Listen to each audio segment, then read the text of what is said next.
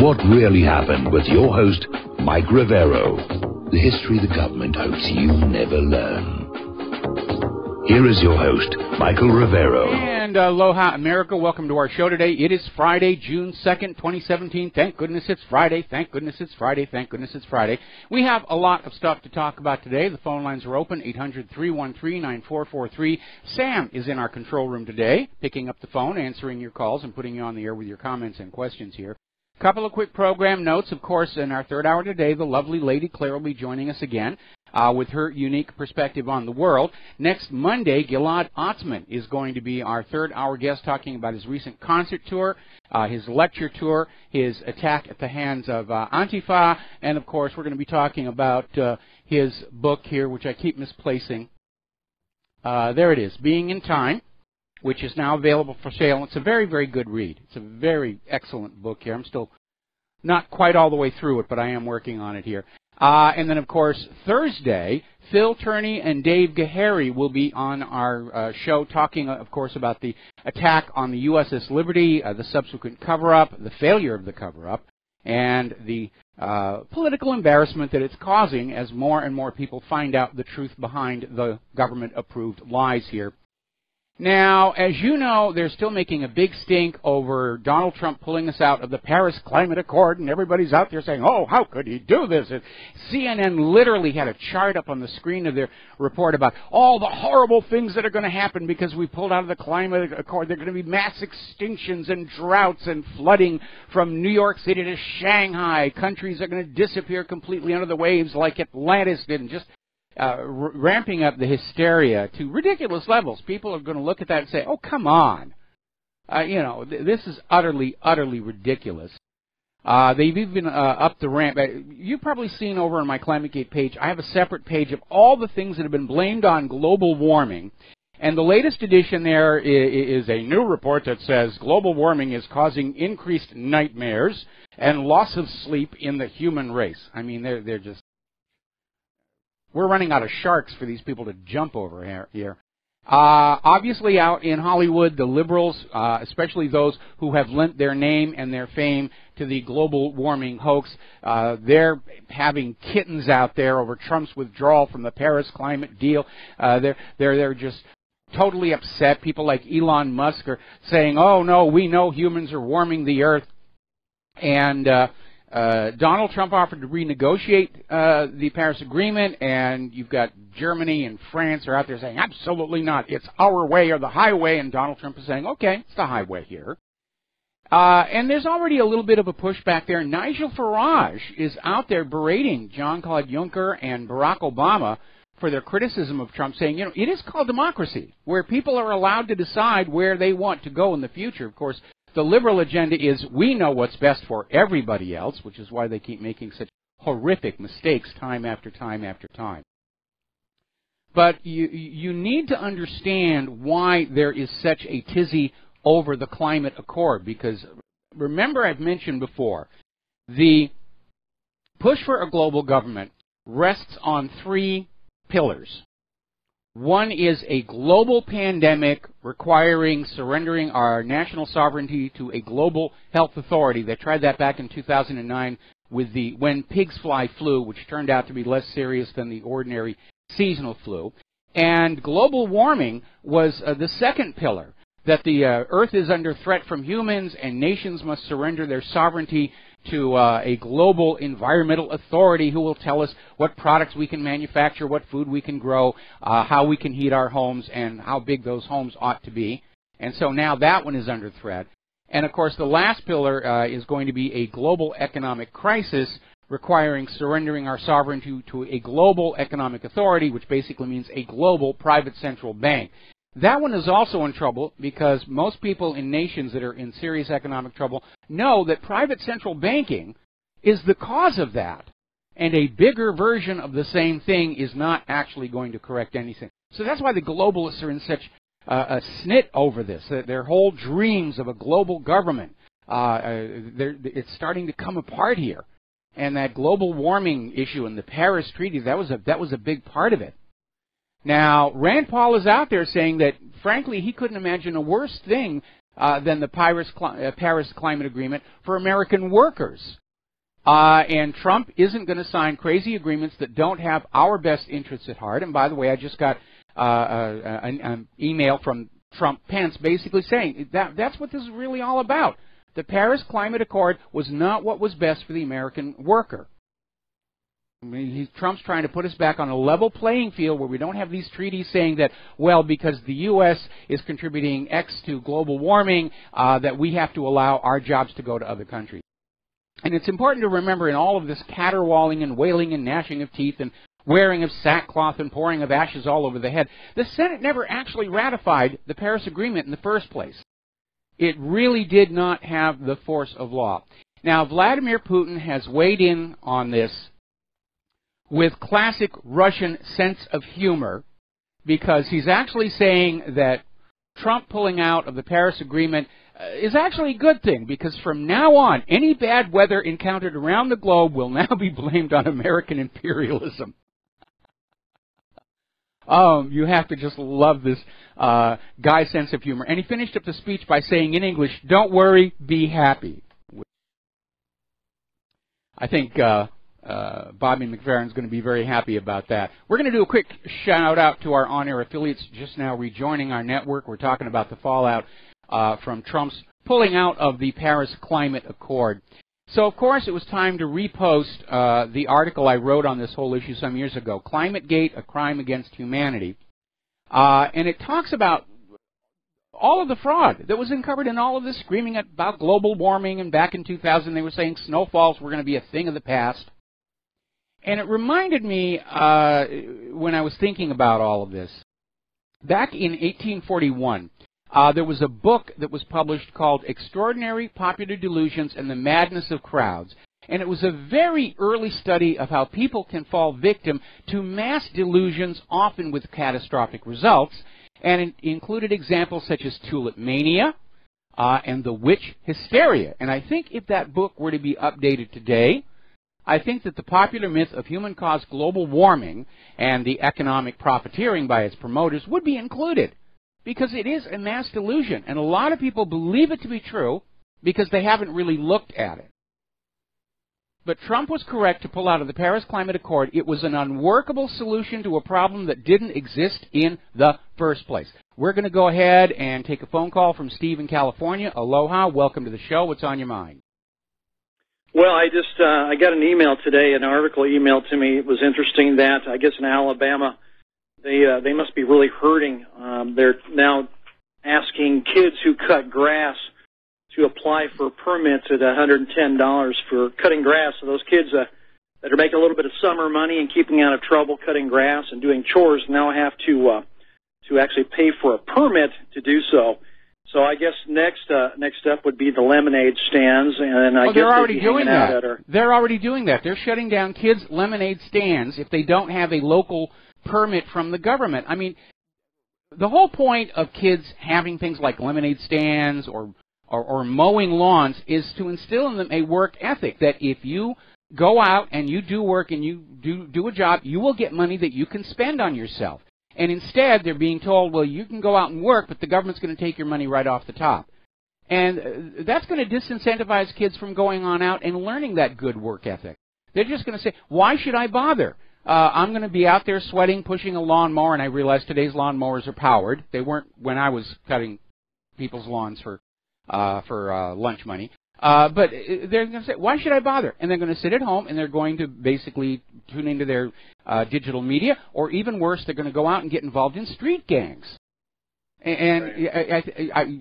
It has to be an act of economic desperation, or maybe there's the lobbying group for the professional groundskeepers has gone and said, we got to stop these kids from mowing lawns because it's cutting into our corporate profits.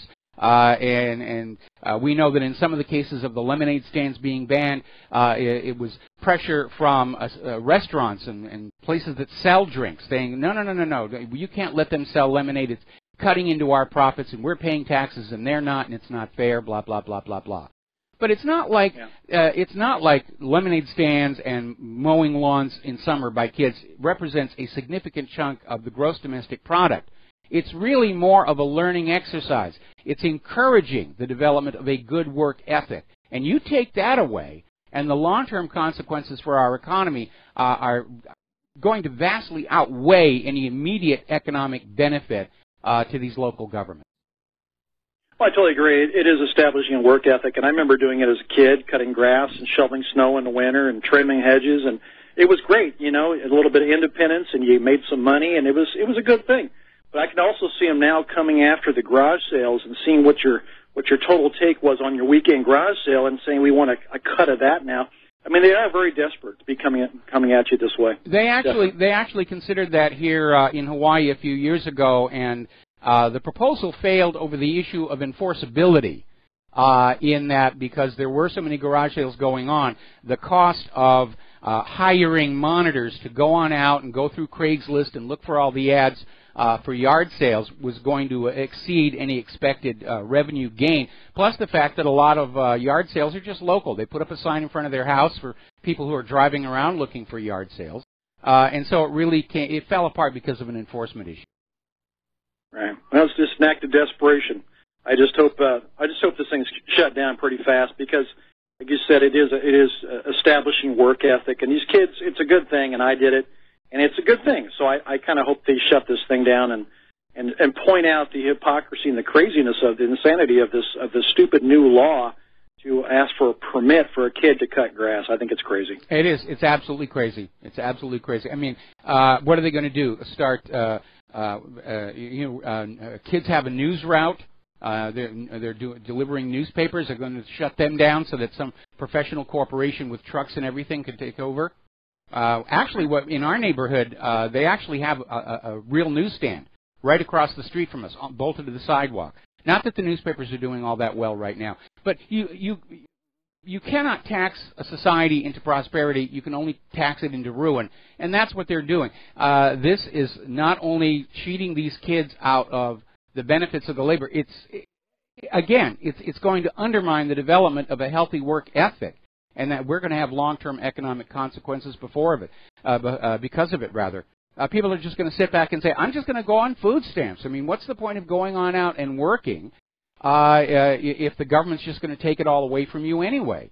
I know of a lot of people who are working part-time, and they're saying, "Why should I work full-time? If I work full-time, the taxes are going to go up, and I'm still going to have the same take-home pay, so I'm just going to work part-time." And that's definitely not a good direction for our economy to be going. I agree.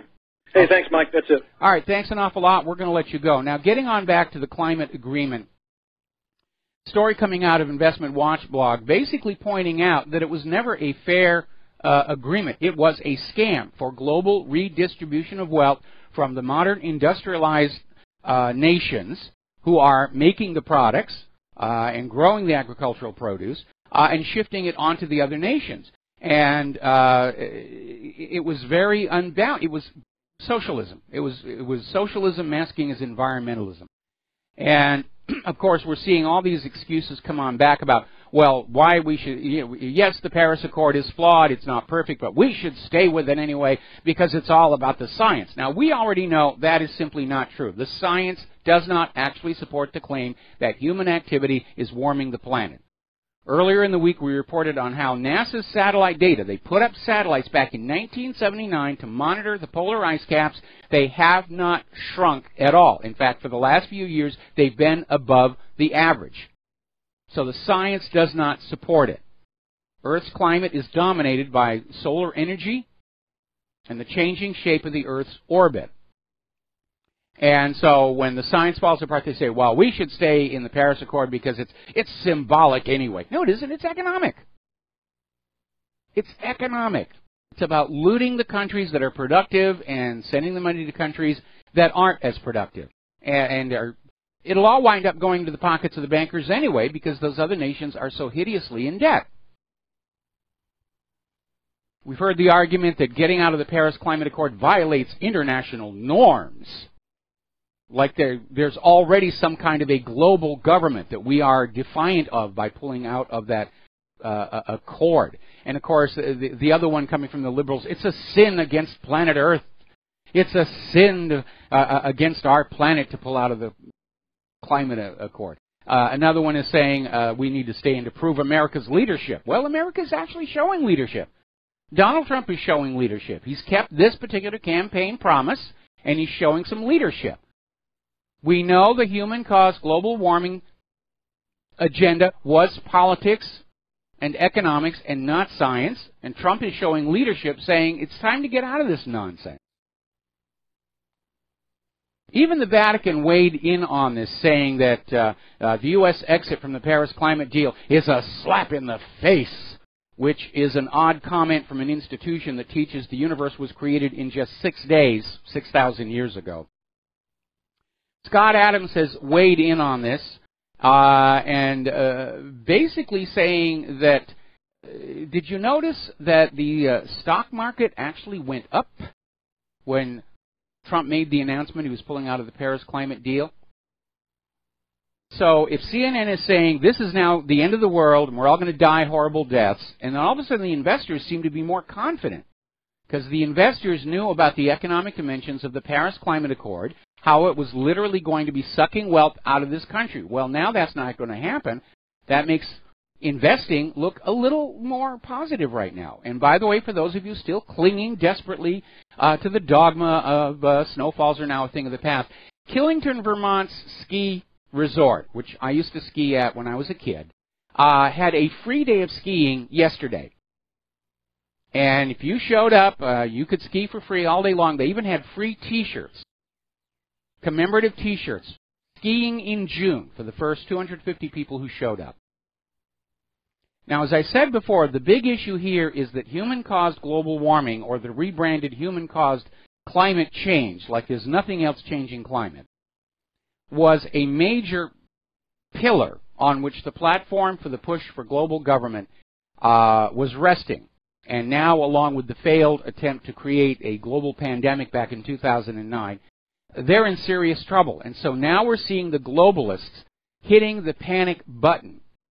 And apparently over at the Bilderberg group, they're basically talking about Donald Trump and saying he poses a dangerous risk to the international order. And according to InfoWars, sources that they have are saying that Trump has to be brought to heel, or he has to be turfed out of office, or methods more dire and drastic. The globalists are not ready to give up. They're in serious, serious trouble, but they're not ready to give up. Not at all here. Now, getting on to these various and sundry investigations that are popping up all over the place here. As you know, in the email server scandal, there were two hackers. The first one was called Guccifer, who apparently got arrested and locked up. He was the one who reported seeing at least 10 foreign IPs lurking around the files on Hillary's private email server, which included classified information from the State Department. And then he went away, and there was a second one called Guccifer 2.0, who a lot of people thought was a manufactured fake to try and sort of control the story. Because Guccifer 2.0 was one of the early claims that Russia was behind this. They claimed that Guccifer 2.0 worked for Russia. Now, that's never been substantiated. They still don't know who Guccifer 2.0 really is. But remember that story that came out about a week ago, where there was a hacker who was arrested in Europe, and he's in serious, serious trouble. And through his lawyer, he reported that the FBI approached him and said they would get all the charges against him dropped. They would bring him to the United States, give him a bunch of money and citizenship if he would just confess that he was working for Russia when he hacked into Hillary's email server and the DNC email server. So they were trying to basically create this case out of thin air. So the question is, were there really any Russian fingerprints? And if so, were they themselves planted? Was it a fake? Remember, there's that one specialized NSA unit, or CIA unit rather, where that's what they do. False flag hacker attacks to blame innocent third parties. We're going to take a break for commercials, and we will be right back. And aloha, America. Welcome back to the show here. And Hillary is still out there screaming and crying that she is supposed to be President of the United States of America, and she's just going on and on and on. And it's amazing. Let's see. She is blaming everybody but herself The reality is we're all aware of the scandals that have followed the Clinton crime family for the last 30 years. It certainly occupied a lot of my attention ever since I got kicked out of Hollywood. But no, it could never be the Empress Hillary's fault. So she's blaming the FBI, she's blaming James Comey, she's blaming the Russians, Vladimir Putin personally, anti-American forces, low information voters. This is a slap in the face to everybody in America. If you didn't vote for Hillary, you're just stupid. She's blaming everyone who assumed she'd win because they just sat back and didn't get out to vote. She's blaming bad polling numbers. Well, where did those polling numbers come from? Corporate media, spin doctors. She's even blaming Obama for winning 2 terms and souring the American people on the Democratic Party. She's blaming people who wanted change. What's wrong with wanting change? Look at the condition of the country right now. It has to change or collapse. We're there. It's a binary solution set. There's no other choice possible. Change or collapse. She's blaming misogynists. Oh, they hated me because I'm a woman. They can't stand a woman president. No. There are women out there I think would make a very good president. I'm hoping Tulsi Gabbard will win. She blamed suburban women for some reason. She blamed the New York Times, television executives, cable news. They were all on her side. I guess she's thinking they weren't on her side enough. For some reason, she's blaming Netflix. She's blaming Democrats for not making the right documentaries. Blaming Facebook, Twitter, WikiLeaks, fake news, meaning those of us telling the truth about her crimes. Content farms in Macedonia. She's blaming the Republican Party. Now she's even blaming the Democratic Party. It's all their fault. And I don't think she really understands what people are thinking of this. The public image that she's putting out about herself. And people are starting to fire back. Republican National Committee Chairwoman Rona Romney McDaniel is saying basically Hillary has no self-awareness, which, by the way, is a classic symptom of sociopathy. This inability to see one's own shortcomings and failings. In fact, McDaniel went on to say maybe Hillary needs a class or something that we can send her to learn about accountability and accepting responsibility for one's own choices. Over at CNN, they're starting to make fun of her and saying Democrats would really prefer to have her fade away. She's become a satire of herself. Even Democratic Senator Al Franken is out there saying, yeah, I understand that she's upset and she wants to analyze what happened. No, she's casting blame. But he's saying it is time to move on. It is. It's June. It is time to move on. Franken goes on to say basically the task for the Democratic Party post-Hillary is to convince the people who voted for Donald Trump that the Democratic Party still cares about them. That's going to be a tall order after all the insults, the deplorables, calling Trump voters stupid. The Democratic Party is going to be paying for making Hillary their candidate for years to come. Now, getting on, again, back to all this stuff about Russia hacking and all the rest of it. Somebody actually did a count, and they found 3,490 corporate news stories claiming that 17 intelligence agencies all confirmed that Russia was hacking the election. It never happened. There were 3 intelligence agencies saying maybe, and the rest said, we don't find any evidence. So we have this story over to Letho News saying that we're going to talk about this when we come back. We'll be right back. And aloha, America. Welcome back to our show here. And as we were starting to talk about before the commercial break here, interesting little article out of Letho News where they're basically going back and looking at all of the whoppers that have been told to us by the corporate media, and they're focusing on this continuing attempt to sell the idea that Russia somehow interfered in our elections, that Russia hacked the DNC servers. And again, hypocrisy is stunning. The U.S. government has interfered in foreign elections at least 81 times. Israel's constantly interfering in our internal politics. Nobody makes a big stink about that. And there is no evidence that Russia did it. But the media has basically gone onto a tactic called repetition until they accept it. In other words, they're just going to keep on repeating the claim as if it's an established fact, in the hope that if people who are not really aware that they're being lied to hear it often enough, they'll just say, oh, this must be true. Look how many corporate media outlets are saying it. But that's starting to falter. Right now, U.S. newspaper circulation has slumped to the lowest level since 1945.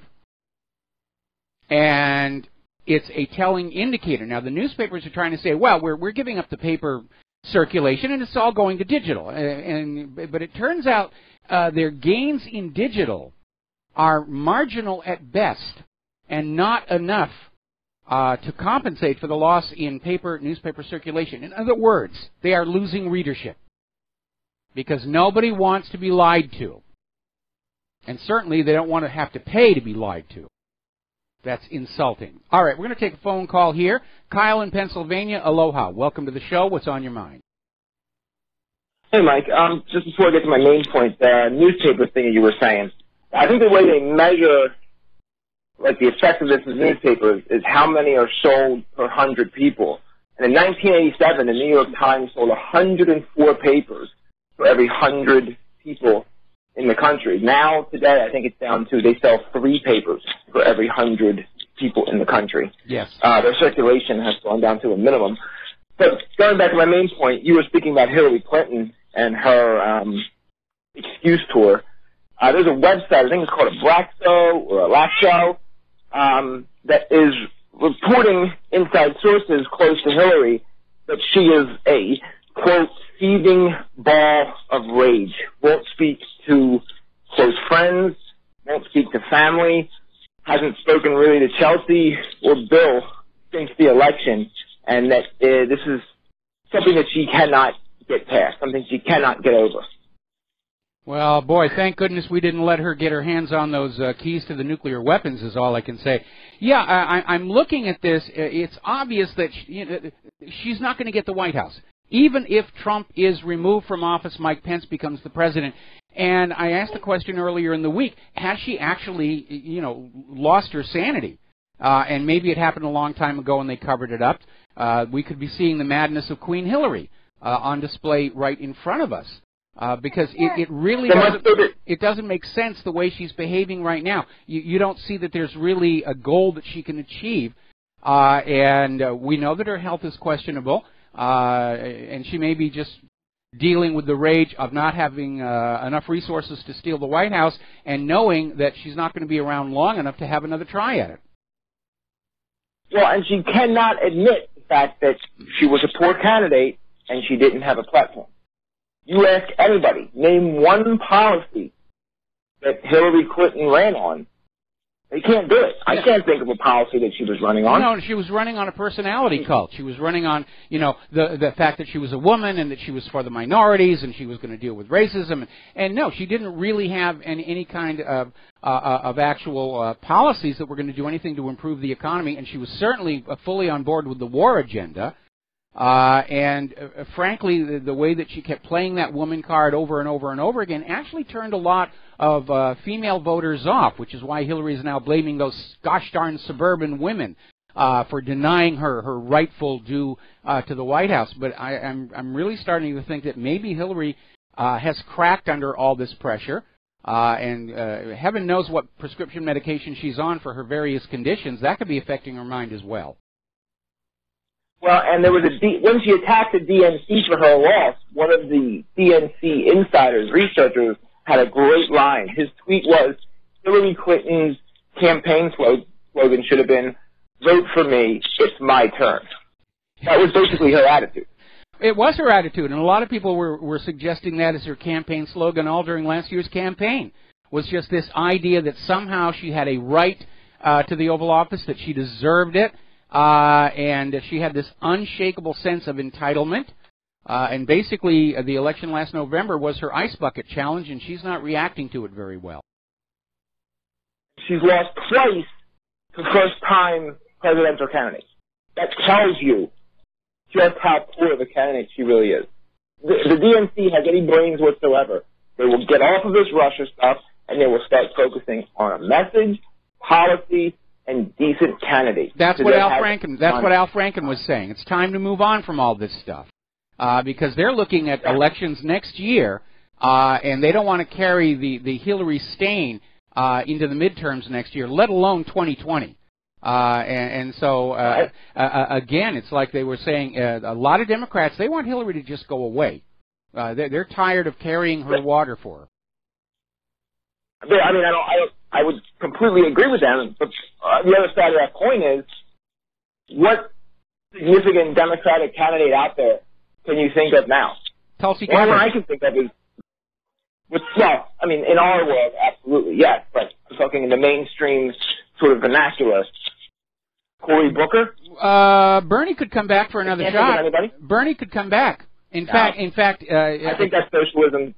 Let's forget about socialism. Just give me a second here. Everybody knows Bernie got cheated. He could carry that into the election in 2020, and it would actually work for him.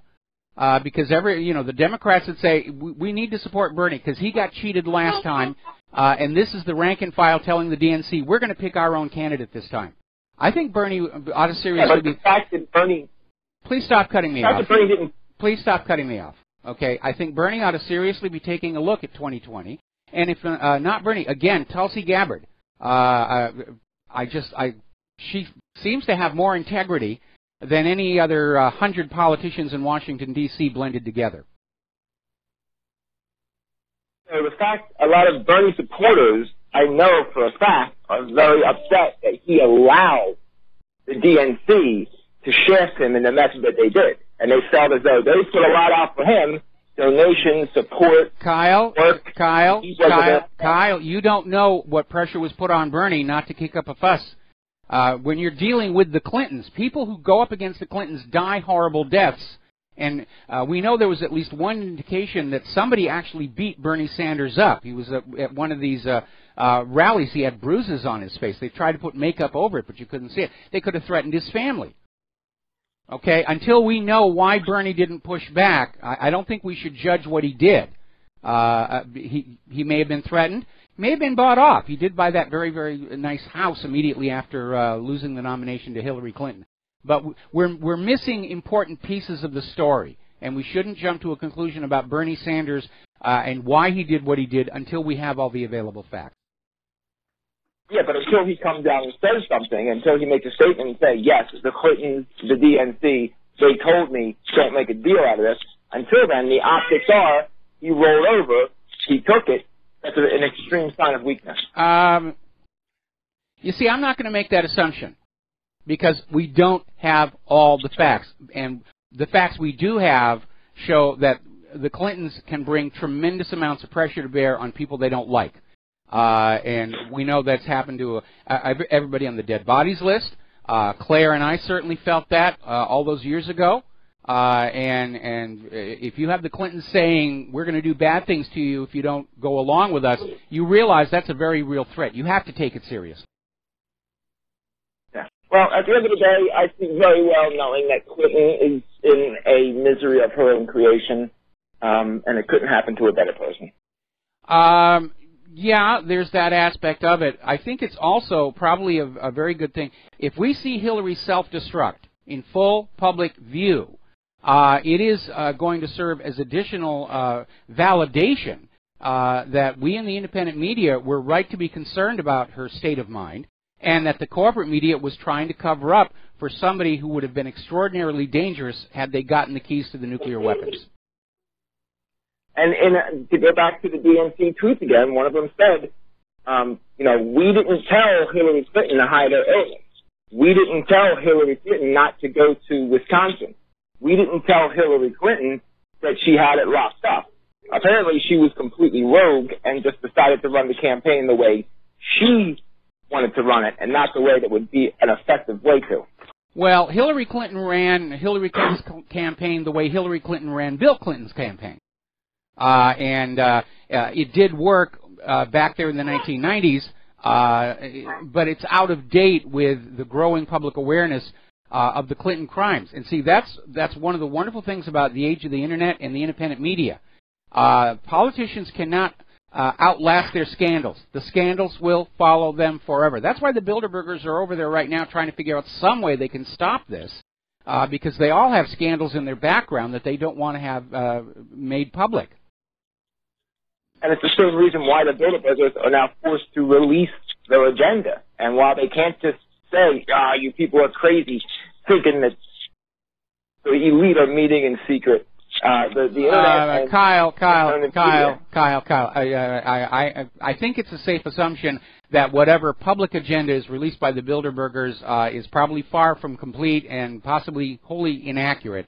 Although it does make sense they're talking about Trump not being supportive of the New World Order. They're certainly very concerned about the free flow of information among the general population.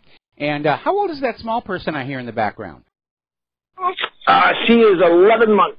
Oh, congratulations, congratulations. Anyway, Kyle, thank you so much. We're going to let you go here. Thanks an awful lot. Hugs to your little one.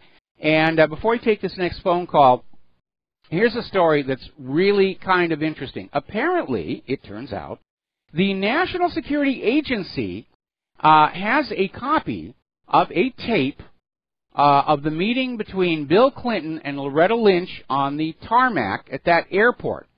Remember that very questionable meeting that happened just before the Department of Justice and the FBI gave Hillary her get-out-of-jail-free card? And, of course, they were out there saying, well, it was, possibly a bad move, but all we really talked about were our grandchildren. Of course, they'd kicked all the aircraft staff out onto the runway where it was very, very hot, and they were having their little private meeting, and they insisted that they were just talking about grandchildren. Nothing important like that. Well, apparently, there's a citizen researcher in Florida who wanted to get the recording of Bill Clinton and Loretta Lynch's tape released to the public, and the National Security Agency is refusing, claiming it is a national security issue, which tells us something other than grandchildren was being talked about in that meeting. And we almost don't even need to know what was actually being said. The cover-up is enough to say something was going on. It's like Richard Nixon said, it isn't the crime that gets you, it is that cover-up. We're going to take a phone call from Mike in Alaska. Aloha. Welcome to the show. What's on your mind? Aloha, Mike. I had an idea for curbing climate change and CO2. With this Paris Agreement cancellation, a lot of the liberals are pretty upset. But my one thing heart that bleeds I don't for them. And I think we could help them. We could help their cause by curbing immigration. If you think about it, we're bringing a lot of people in. How are they getting in? They're getting in with airplanes and traveling and CO2 emissions. And another thing is, if they're coming from some countries where maybe they drive around on a 50cc scooter most days, and you bring them to Hawaii and they buy a BMW, or you bring them to California and they buy a Hummer, we've just jumped them up the ladder from where they came from to high output, high CO2 output. So I just don't understand why they would want to move millions and millions of people around when they're crying about emissions and things like this. Because liberals don't think about outside consequences for their various agendas. They have the agenda, they think it's a good thing, and they move forward, and they never really think it all the way through. And I can't think of a better example than this nonsense about ethanol in the gasoline, because as it turns out, it is not carbon neutral when you factor in the emissions from the processing of the plant matter into the ethanol, plus the fact that ethanol does not contain as much energy as gasoline, which means you have to buy and burn more of it to get the same work out of your vehicle. Plus, of course, there was the side effect that the ethanol fuel destroyed the fuel systems in older cars, which meant that you had to manufacture replacement components. There's more emissions, and so forth. They don't think these things through.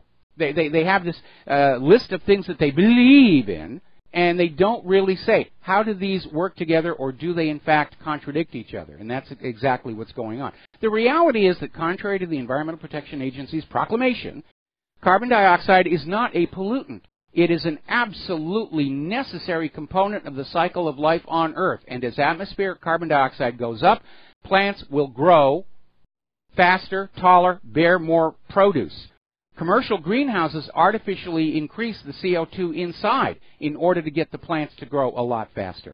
And in a world where we're already dealing with mass famine in many parts of the globe, more carbon dioxide and more plant growth is actually going to be a good thing.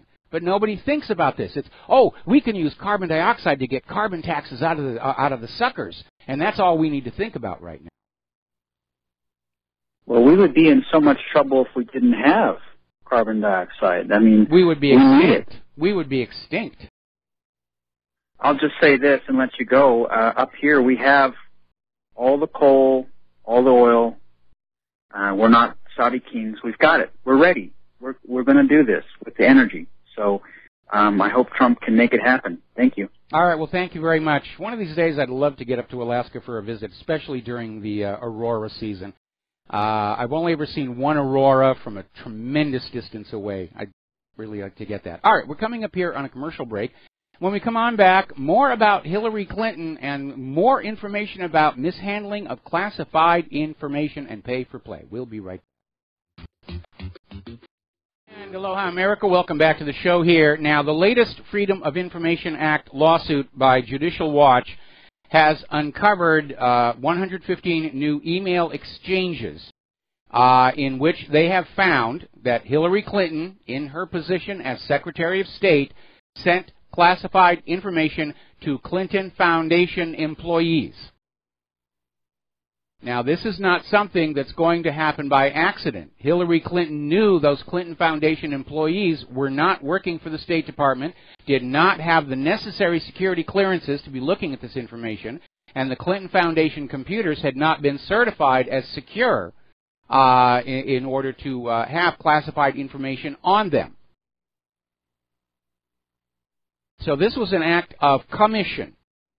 And I stress that because when former FBI Director James Comey gave Hillary her get-out-of-jail-free card, he insisted that even though she had actually committed felony violations of Title 18, that she hadn't intended to do wrong, and therefore he wasn't recommending charges. And by the way, it's never the FBI's job to recommend charges or not. That rests solely with the Attorney General. And Loretta Lynch said, we're not going to press charges because I had this talk with Bill Clinton on the tarmac, and obviously they talked about something other than grandchildren because the NSA is saying that the content of that conversation is a national security issue. Meaning it's another cover-up here. So I want to stress that. Comey had to know, because of the FBI's investigation, that Hillary Clinton intended to send classified information to people who were not authorized to receive it. And I want to hit that point of his deception very hard because next week he's going to testify before the Senate Intelligence Committee. And they're already leaking it out that he's going to go up there and say, oh yes, Donald Trump ordered me to stop an investigation.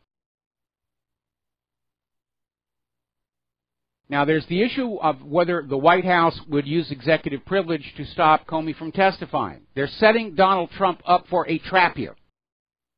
Because if Trump, knowing that Comey is going to lie about him, blocks his testimony, the media will say, aha, Trump has something to hide. And if Trump does nothing, Comey will go into that Senate Intelligence Committee and he will lie. And we know he is lying. If he says that Trump ordered him to stop an investigation or tone it down, because 2 months after Comey claims Trump pressured him to drop the Flynn investigation, Comey testified under oath before Congress there had been no political interference in his investigations. He was asked by Hawaii's own Senator Hirono that was there political interference, and Comey said no, it hadn't happened. We have the videotape of that interview on the front page of What Really Happened.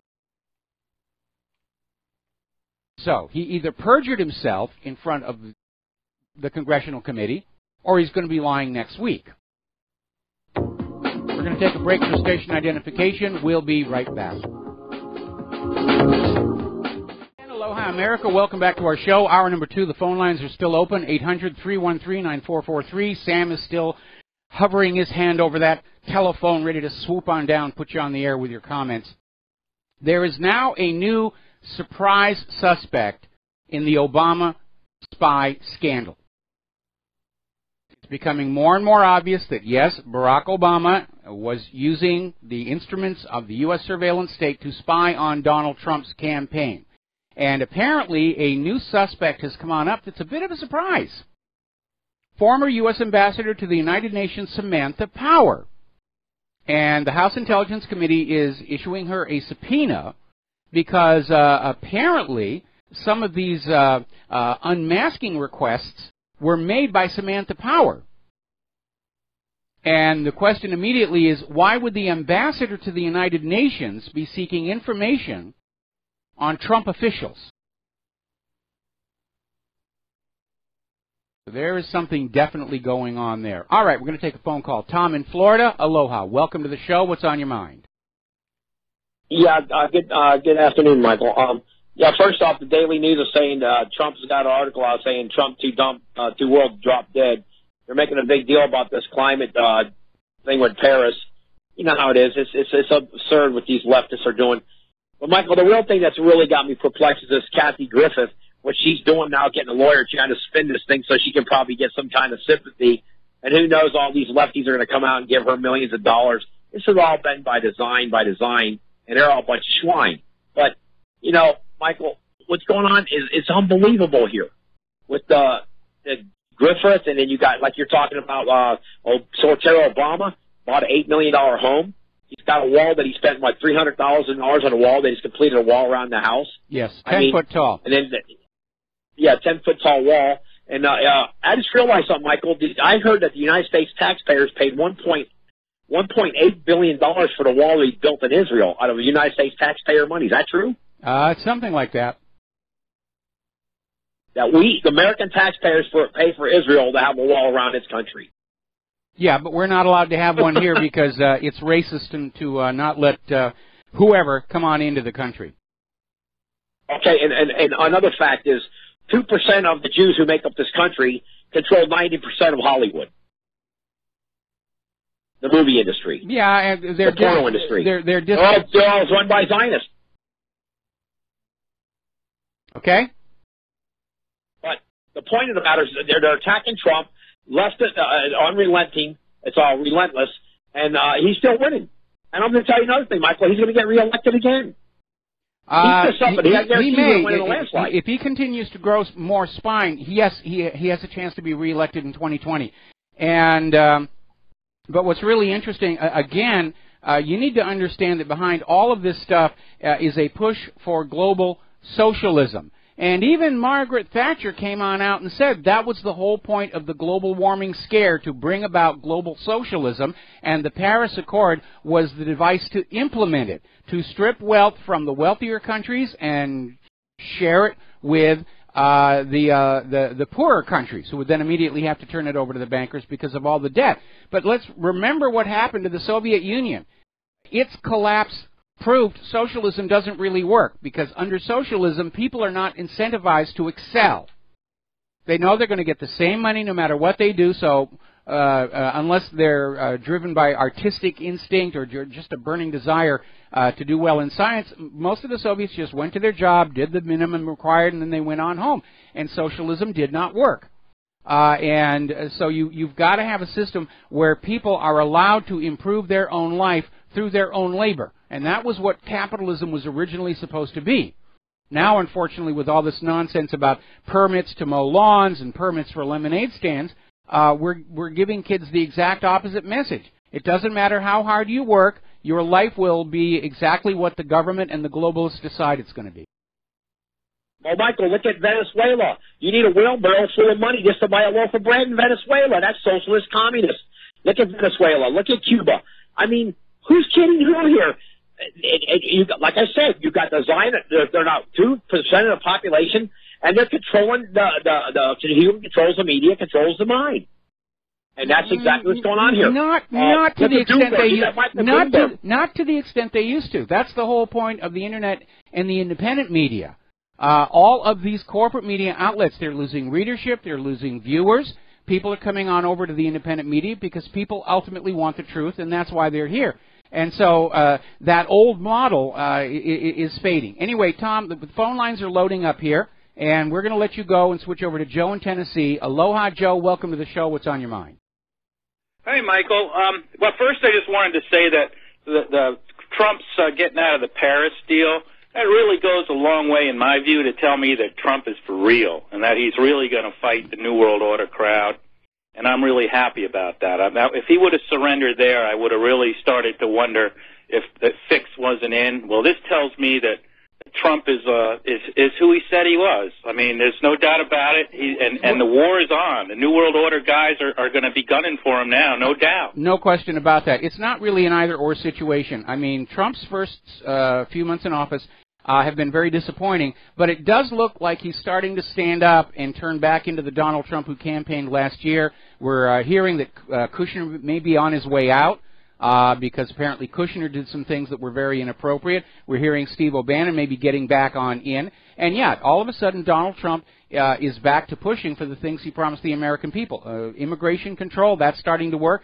Getting us out of that climate deal, that's starting to work. If we could get Donald Trump to really look at some of the draconian changes that need to be made to our economy to get it back working for all of us instead of just the money junkies, and, you know, get out of this nonsense of foreign entanglements, then we're going to get the Donald Trump that we voted for. And that would be a really wonderful thing. Yeah, the reason I said I was going to call, though, is it was about the stabbings in Portland. And I remember when it first happened, it seemed a little odd. And not that it's odd that this guy wasn't a nut, but it turns out that the other three guys, or two of them, went over there and pushed him and knocked the guy down after he said these words. And that's assault. Yes. And then it escalated, of course, into a knife fight. So those guys pushed a guy that was a bit of a lunatic, or a very much of a lunatic, and they all got stabbed. Now, I've been on Facebook and arguing about it, and I grew up in New York. And I've seen a lot of crazy people on trains in New York, and the trick is you really don't provoke them, you know? Mm-hmm. I mean, if they're just saying words, they're saying words. You don't push a lunatic. No. And then especially, like you said, they took their fist to a knife fight, and they paid. And I just was like, when I read about it, I said, I want to hear the rest of the story. And the rest of the story is that those social justice warrior young guys went over there and pushed a lunatic. And, I guess they thought that being righteous would protect them. Well, it didn't. No, it really doesn't. We have a similar story to that a little bit further on in the show. Joe, thank you for the information here. We're going to let you go. We're going to take one more phone call, then we're going to close the line so I can get back to the news. Yvonne in New York, aloha. Welcome to the show. What's on your mind? Yvonne, are you there? Hello? Hello, you're on the air. Oh, yeah, hi, I'm sorry. I just wanted to say real quick, this whole talk about the conspiracy theory, like they're calling Donald Trump, they're saying he's the original conspiracy theorist because he said that Obama's birth certificate was illegitimate and whatnot. But I remember, I'm 52, and I remember Hillary Clinton, the first time I heard about a right-wing conspiracy theory, it was her. She was the one that said, the vast right-wing conspiracy theory, blah, blah, blah, whatever. Yep. And maybe you mentioned this, but I'm noticing more and more that everything, including this climate change nonsense, everything the liberals seem to be talking about are conspiracies, because even the idea that the climate is changing, well, that's just a theory. That's a conspiracy. So I don't understand this. And I'm seeing it also on Facebook. All of my liberal friends are going on and on and on about, Donald Trump and the Trumpies and the trumpets, they call them, and how they're all conspiracy nuts. And I don't see where they're getting that information from. I can't think of one conspiracy that we're guilty of. I'm not even right wing. Well, okay. Now, first of all, a conspiracy, at least as legally defined, is two or more people working together to commit an illegal act. Now, the term conspiracy theorist was a propaganda term created by the CIA in the wake of the John F. Kennedy assassination in order to dismiss critics of the official story or doubters of the official story without having to address the issues that they raised, like the magic bullet theory and so forth. So that's where that all originated. So as more and more of the past crimes of the Clintons, and for that matter the Bushes, start to surface, they're going to fall back on that. Oh, it's just a conspiracy theory. And it's a way of saying, pay no attention to what happened to Seth Rich or whether he was the DNC leaker. That's just a conspiracy theory. Just go back to believing the official story. They've worn that one out. It doesn't really work all that much anymore. Yeah, I bet they're still using it. I see it all over Facebook. It's ridiculous. What are they going to do? What are they going to do? Stand up and say, you got us? Yeah, we killed Seth Rich. We killed Vince Foster. We've killed all those dead bodies, and we tried to steal the election and failed. Golly gee shuckies, we promise we won't do it again. They don't have anything else they can do but scream conspiracy theory, tinfoil hat, wacko kook, smearing their enemies. It's the only thing they've got left short of an outright assassination. Right. And it is, I'll just say real quick, it is so hypocritical because even these claims that Putin rigged the election, that's a crazy conspiracy. I mean, that's bizarre and no facts, no basis for it. But yet here they are on the one hand saying, oh, yeah, a Russian-speaking president rigged our polls, which is impossible, but you're a nut because, whatever. Yeah, it is just crazy. It's ridiculous. Again, all of the election fraud that has been documented from last year's election all favored Hillary Clinton. So the story that Russia was hacking the election to help Donald Trump is absurd on the face of it when you look at the actual documented election fraud that took place. Frankly, at this point, Hillary's still out there trying to say that she won the popular election. I don't think so. If you subtract out just the illegal voters and the dead voters, then she lost by a huge margin. She lost by a landslide. And Al Franken is right. It is time for her to move on. Although if she's going to just self-destruct in full view of the public, I think that would be a good object lesson for the American people to see that this candidate who was propped up and supported by the corporate media and made to look like the best thing since sliced bread actually was this deranged old lady with delusions of godhood. She looks pathetic. She does. She does. She's acting pathetic. She's acting pathetic. And in a way, it's actually harming the global perception of our political system to see her go on ranting and raving like this. Anyway, listen, we're going to let you go. We're going to close the phone lines for a little bit because I got a bunch of news to get to before the Lady Claire joins us.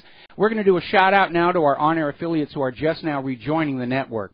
Now, as you know, part of the fallout from the election last year was that Bernie Sanders supporters have sued the Democratic National Committee for fraud and seek the return of all the money they donated to the Democratic National Committee to support Bernie Sanders because the Democratic National Committee very clearly threw the nomination to Hillary Clinton.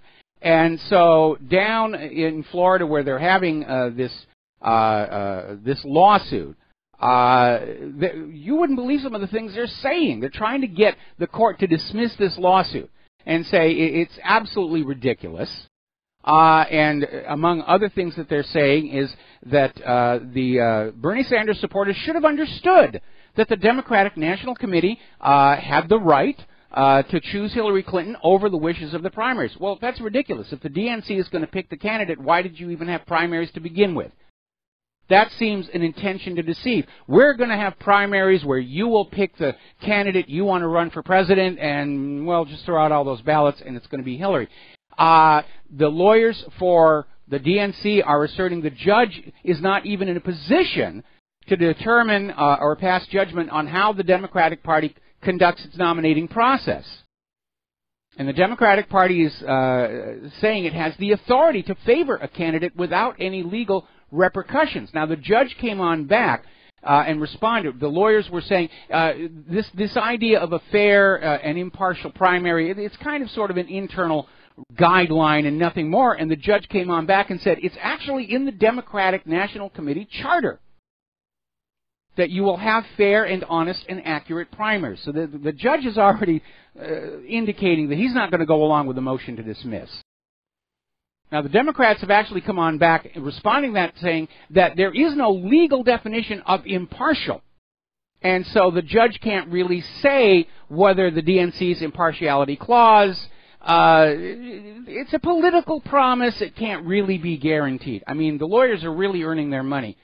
But they're showing just how twisted and skewed this whole process is. And in closing remarks, the judge said, democracy demands the truth.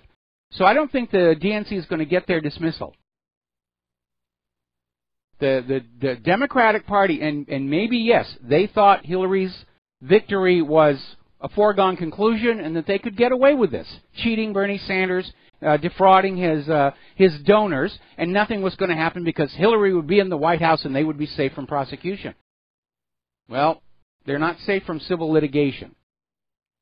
Now, getting on to Kushner, this issue of Russian influencing the Trump administration. And first of all, let's back up and take a look at history. All governments try and influence other governments, both through diplomatic channels and back channel, under the table discussions. It's a reality of political life.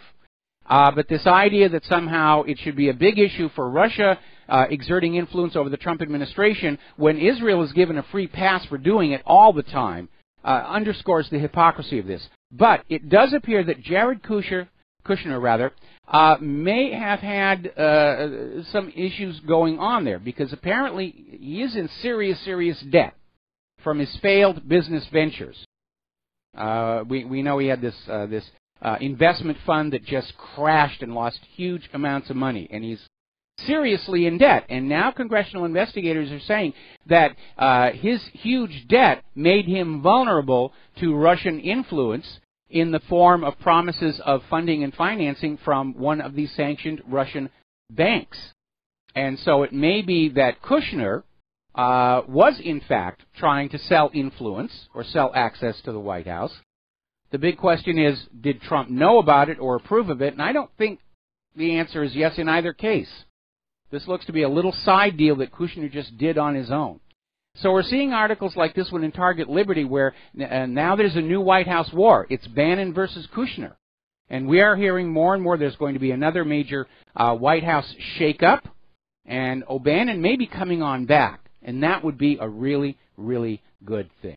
All right, so let's talk about Kathy Griffin, because she's just burying herself deeper and deeper with this. She held a press conference earlier today, and she's playing the Trump is a misogynist woman hater card, saying that the Trump family is bullying her, she's the victim, feels sorry for her.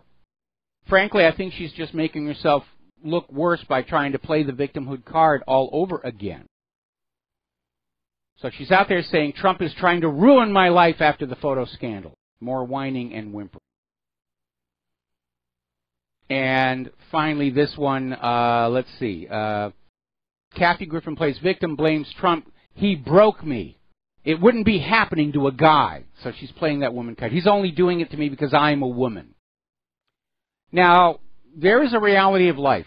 When you are going to throw a punch at somebody bigger and stronger than you are, you had better be ready to take a few blows in return. But the fact is, Trump isn't doing a single thing. Public opinion is doing it.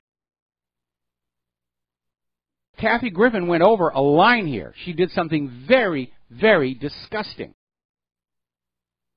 And she's paying for it. And trying to say that Trump is doing to it's not going to play. Believe me, Kathy, Claire and I know what it's like to go up against the White House.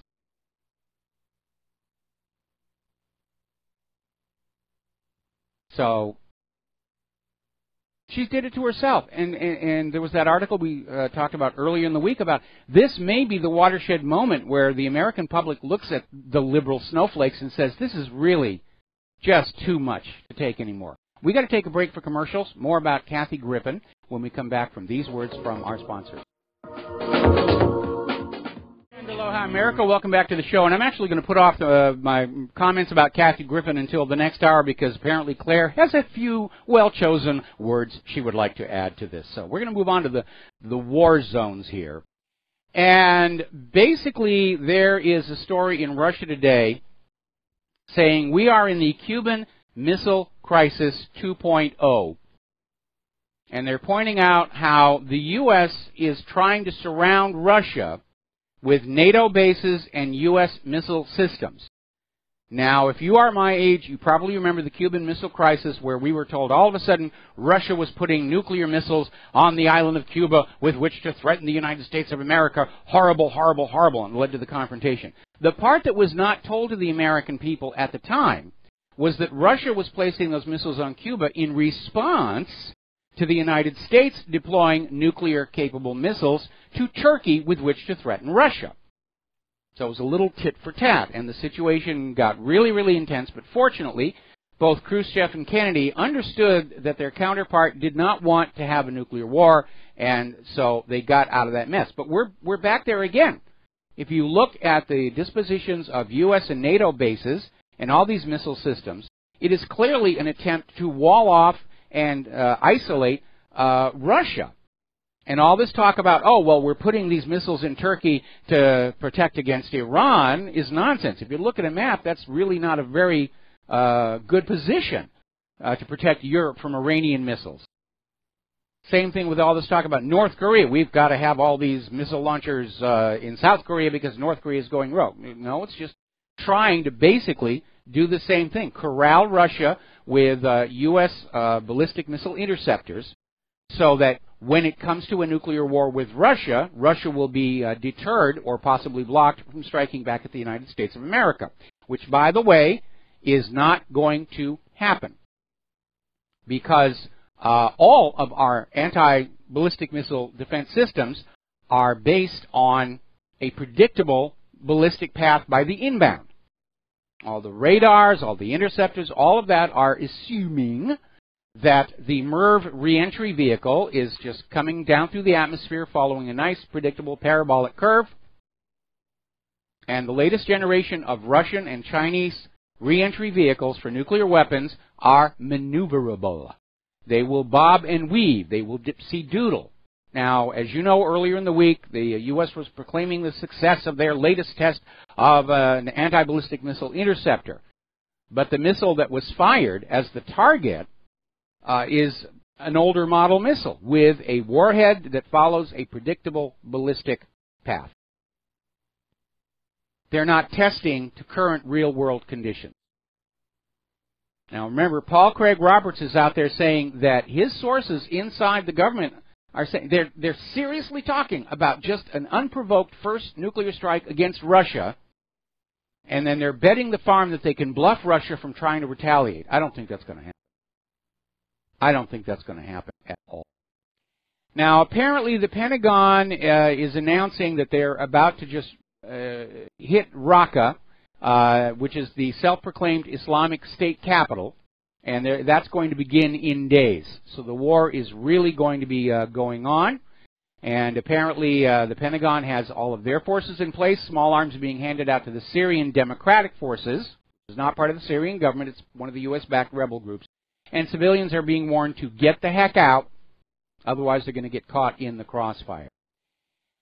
One of the illustrations of just how confusing this particular region is when it comes to war is Turkish jets are now bombing the U.S.-backed forces in Iraq and Syria. So again, Erdogan is the wild card in the deck. He's the loose cannon on deck. And apparently, it's getting hard to tell who is on whose side over there. Now, as you know, the U.S. is trying to get Russia to get on out of Syria, denouncing Vladimir Putin for protecting Bashar al-Assad, the known user of chemical weapons. And Putin is saying, we're not there to protect Assad, we're there to keep Syria from being turned into a new Libya.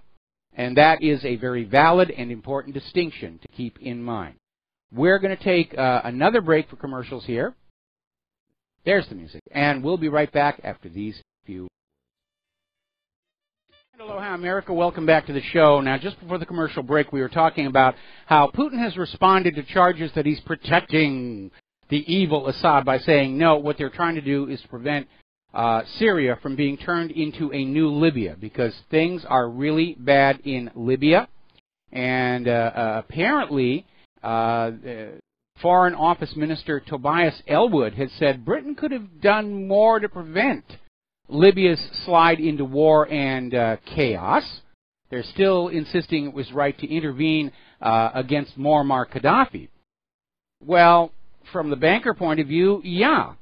Gaddafi had shut down the private central bank, set up a state central bank to manage Libya's public currency as a public utility, and he had come out with a new currency, the gold dinar, all of which were seen as a major threat to the debt-based currencies of the private central banks. And African nations were saying, yeah, we want to use that gold dinar because we can conduct commerce using it without accruing interest to central banks.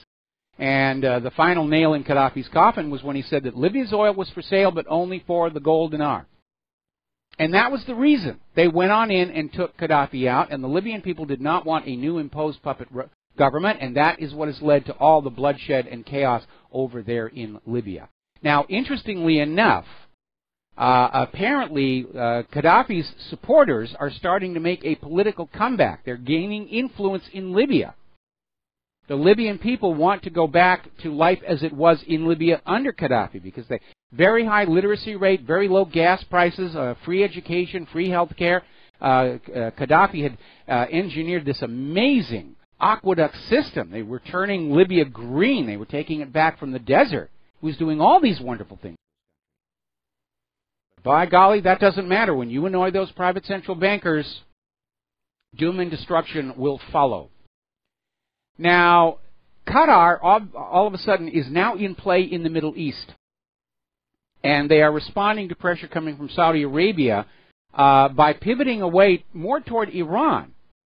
And they're trying to improve their relationship with Iran and basically try and get out of the pressure from Saudi Arabia. Now, Saudi Arabia has come on back, literally threatening the Qatari emir with the same fate as Egypt's Morsi. In other words, they're threatening that if Qatar does not toe the line, they will have a regime change, a coup d'etat. And if that happens, this could threaten that OPEC deal, and that would have repercussions for the global economy as well. There's been another hate crime hoax exposed. This one happened apparently back in February 10th, where this Jewish man in upstate New York filed a police report saying he was the victim of anti-Semitism and hate. And as it turned out, he basically painted the swastikas on his own home, and he's been thrown in jail for painting the swastikas and filing the false police report. And apparently there was also an outstanding warrant for harassment stemming from an incident in which he allegedly threatened to harm another person back in February as well. So, again, when you see these hate crime being reported, you have to ask, who really benefits from this? And it is a hoax, because so many of these have turned out to be hoaxes. Anti-Semitism hoaxes, rape hoaxes. Remember Tawana Brawley, what an absolute stink, and all the ruined lives from that one. There was a case back in the 1990s. Gary Dotzen, I think his name was, actually went to jail for 6 years on a false charge of rape. Amazing. Needless to say, the United States is back at the UN Security Council. They want more sanctions against North Korea because of their ballistic missile program. How dare a nation arm itself to defend from an eventual U.S. invasion? You're not allowed to do that. According to the rules we just made up. You have to just sit there helpless until we decide it's time to take over your country. The reality is a little bit different. Kim Jong-un may not be quite the crazy he's portrayed to be, because at this point, military experts are saying that North Korea is building a defensive capability, and there really isn't much that the U.S. can do about it. And it is rapidly reaching the point where an invasion of North Korea is going to be very, very costly for the United States government to do. Of course, they'll just make you pay for it and your children die for it, but it will be costly. And remember, we're beginning to get the impression that the image of America's unbeatable military may just be an illusion. We've been hearing all these stories about these very expensive weapons, the F-35, the F-22, the Gerald R. Ford, the Zumwalt-class destroyer, on and on and on, that really don't work all that well.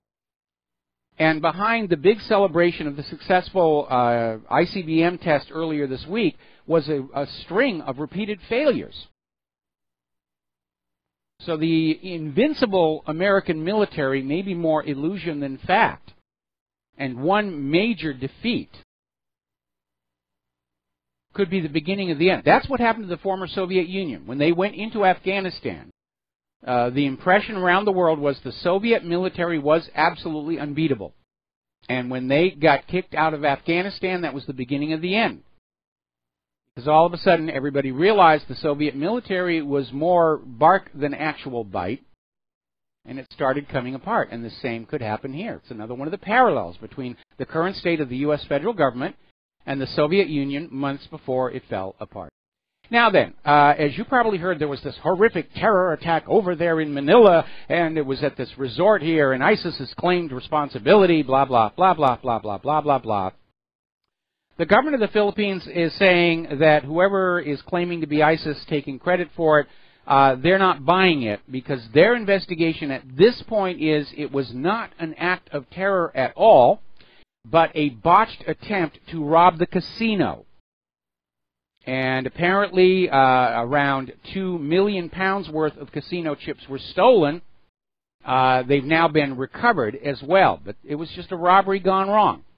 And the robber, just when he was frustrated, couldn't complete what he was doing, tried to set fire to the chip room, and apparently got caught in the fire himself. Looking at the world of economics, the news is not good. According to the National Bureau of Economic Research, almost half of all Americans will die poor and broke. They will have nothing that they will leave to their next generation.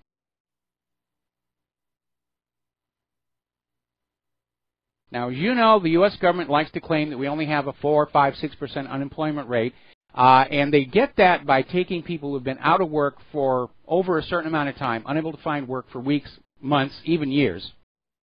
That's above 90 million, and it just increased by another 608,000 people in May. In other words, the government has taken 608,000 Americans who were being counted on the unemployment number, and they've been shifted over to this other category, not in labor force, bringing the total to 94,983,000. Just shy of 95 million. That's almost 1/3 of the American workforce. And when you subtract out people who are retirement age and above, and people who are too young to work, can't afford those permits to mow lawns, you'll realize this is a significant chunk of the American population who are not able to find jobs. The real jobless rate in this country is already well above what it was in the Depression of the 1930s, which makes this open borders idea of just allowing refugees and illegal immigrants to come on in, even that more foolish in terms of the economic well-being of this country.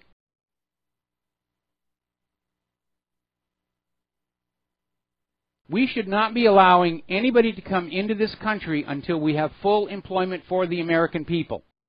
We should not be allowing H-1B visas until we have full employment for the American people. And I understand our schools are doing a very poor job of producing young Americans who've got the skill sets needed. So education has to be looked at. Remember we did that story, I think it was yesterday, about these schools over in Baltimore where not a single student could pass the state proficiency exams for English and math. Talk about a nation in decline. Apparently, Gymboree has missed their latest interest payment. They are now preparing to declare bankruptcy. Now, over at Disneyland, apparently attendance has declined at 13 out of 14 Disney theme parks in 2016. Now, for Disney, it's a little more complex. Yes, the declining economy has a problem. Those parks are very expensive to go to. It's a lot of money. But there's also two other factors. One is that getting through security to get into the park kind of spoils the whole experience. Now, I'm old enough to remember where you would go to Disneyland, you'd buy your little book of tickets, and you'd walk on in, you'd have fun. And it was a great place to be. The last time Claire and I were in Southern California, we decided we were just going to go to Disneyland. And after standing in the line to get Claire's purse searched and my crotch grabbed for about 15 minutes, we said, this is nonsense. We just turned around and left. We didn't even go inside. Didn't even get to the place to buy the tickets. That was it. And the other part of it is that Disneyland, as it is today, is a very thin veneer of what it was like when we were young. When Walt Disney and Roy Disney were in charge of the place, it really was a very interesting place to be. All the rides and all the shopping, all along Main Street, USA. There were different shops for different things. You could buy exotic cooking materials there. Also over in New Orleans Square, they had stores for magic props, and it really felt like a Main Street where each store sold something different, jams and jellies. It was a wonderful experience, and there wasn't a huge markup there either. And ever since the Disneys were kicked out of it, it's just they tore out the internal walls, and it's just shelf after shelf of all the branded Disney products, and people only buy so much of it. It really is not what it used to be, and that is a horrible shame. Now, we were talking about Uber the other day, and people are kind of wondering where the heck all the money went, because Uber supposedly pulled in $3.4 billion in revenue and still posted a loss of more than $700 million. In other words, Uber has burned through almost as much money as NASA for the quarter. And Uber is not exactly on the forefront of space exploration. Meanwhile, another Deutsche Bank trader has admitted to something we have known all along. The biggest banks in the world are, in fact, conspiring to rig precious metals markets, to drive the price of gold and silver and palladium and whatever all else down, to keep people in the paper equities markets and keep them in those negative interest rate savings accounts. Well, as long as they're working to keep gold and silver prices down, now's the time that you should be buying. In small amounts, so there aren't any records. Keep it under your own control. Do not invest in paper, silver, or gold contracts. Those are leveraged hundreds to one. And a lot of those brokerages, it's now in their contract. It is their option. When the contract comes due, if they don't have the actual silver and gold, they are allowed to settle in cash. And if they run out of cash, they just print more cash. If you're going to invest in silver and gold, and I recommend it highly, get the physical metal, have it under your own control. Believe it or not, the U.S. Congress has passed laws saying that when banks get into trouble, they can go into your safety deposit boxes for items of value to use to keep themselves solvent. If you're just getting into silver investment, there's a very good way to go, and that is to look for what is called junk silver coins, which are sold in bulk online, including places like eBay. Now, you want to keep an eye on the spot price, so you're not paying that much of an uplift. But the advantage of the junk silver, they're talking about the pre-1964 U.S. coinage that actually had metal in it. Nickels, dimes, and quarters. The nickels had nickel, dimes and quarters were silver. And if there is a major economic upset, those coins represent an instantly recognizable uniform unit of value with which to carry on commerce. When those Federal Reserve notes turn out to be worth as little as those Zimbabwe $100 trillion notes. Now, getting on back to globalism, and as I mentioned, one of the reasons that the globalists and the liberals are so upset over Trump pulling us out of that Paris Accord is because that human-caused global warming was part of the plan to sell us on the idea that we have to have a global government. So apparently Jean-Claude Juncker is out there screaming that Donald Trump is trying to untie America from the international connections. And he's literally saying that if Trump wants to go back to having an American nation, well, the European Union is just going to have to move closer to China. And it just signals that Trump is being seen by the globalists as a real threat to their agenda. They thought they had the United States locked up, you know, with under Obama and Bush and Clinton. It was a done deal. One of these days the United States will be part of the New World Order. All we have to worry about is Russia and China. Well, now all of a sudden Trump is saying, let's worry about America first. Let's give the jobs to Americans first. Let's worry about the U.S. economy first and U.S. manufacturing first. And the rest of the world is just going to have to stop waiting for the U.S. to keep on bailing them out of their own mistakes.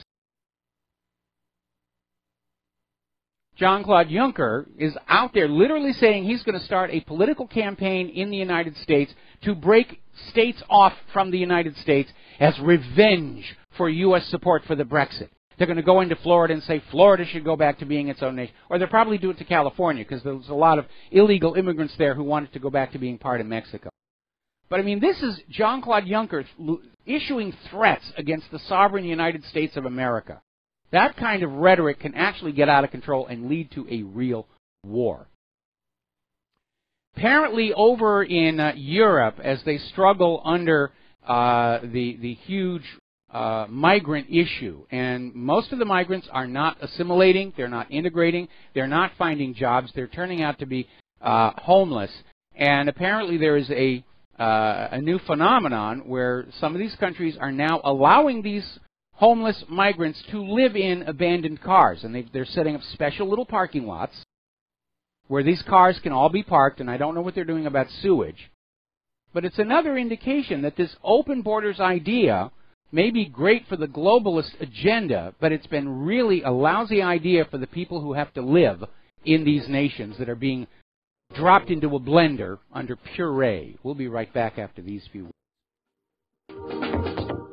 Aloha, America. Welcome back to our show here. And over in Norway, they're literally being flooded by fake tourists applying for asylum. Apparently, they're coming on in saying they're just there for tourism, and they get on in there and they apply for asylum. And apparently, they don't know what to do with all of them.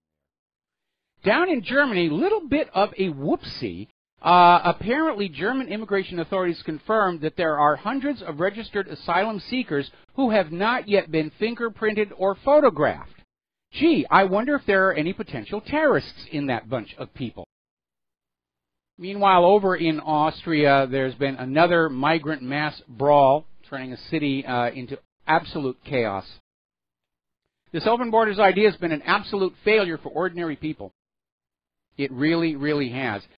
Now, Great Britain, it turns out their timing was beautiful for Brexit, and maybe they ought to go for the hard Brexit instead of the soft Brexit, because apparently the European Union's head of budget has called for the EU to scrap the practice of member state rebates. Normally, the member states will send money to Brussels, and then if Brussels does not spend it all on things that are good for the European, for the member states, they actually get a bit of a refund. They're not going to do that anymore. In other words, the member states of the EU are going to be sending money to Brussels, and even if they get absolutely nothing in return, Brussels is going to keep the money anyway. We're seeing a story right now, getting on back to the DNC fraud lawsuit. Apparently, one of the lawyers is now reporting they're getting death threats.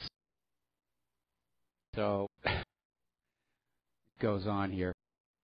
Over at Louisiana State University, the snowflake crybaby whiners are demanding the school get rid of their mascot, which is a tiger. And they're claiming the tiger is a symbol of racism and white privilege. Because apparently during the Confederate War, there was a unit that called itself the Tigers. Boy, they had to really work to set that one up. I mean, I'll tell you right now, tigers are not racist. They will eat white people just as readily as they will eat black people. Now, getting onto the computer world, as you know, big, huge scandal. It turns out the FBI was actually paying Geek Squad to have their technicians spy on your computers when they came on in for repair. Fourth Amendment, We don't need no stinking Fourth Amendment here. By the way, apparently Windows mobile users are having a bit of a problem. Microsoft accidentally let out an update that is bricking some of their mobile devices.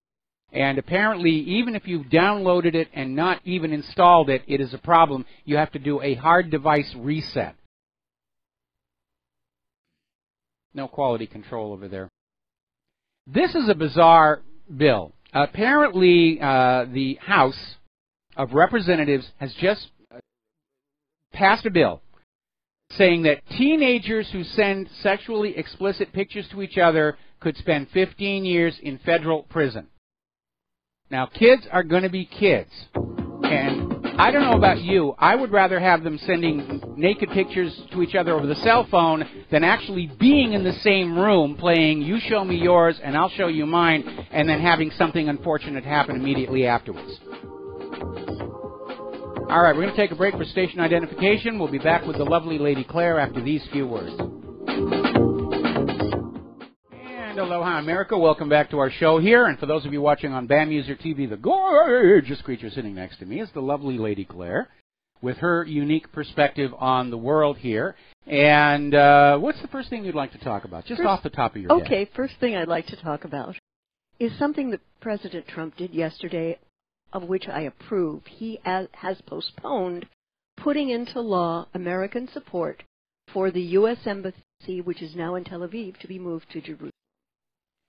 And it's very interesting with this law because it was originally passed in 1995, and yet all American presidents, including now President Trump, have decided to defer that situation for at least the next 6 months. I think it was a wise thing to do. And, you know, Netanyahu is out there yelling and screaming and hollering about, well, it's postponing the peace process. Mike, what peace process is that, please? No, it's Netanyahu who's postponing the peace process. And there's a couple of other dimensions here. First of all, the Oslo Accords sets Israel's capital in Tel Aviv. And if you read your Constitution, treaty obligations are the highest law of the land. Right. As long as they don't violate our own Constitution.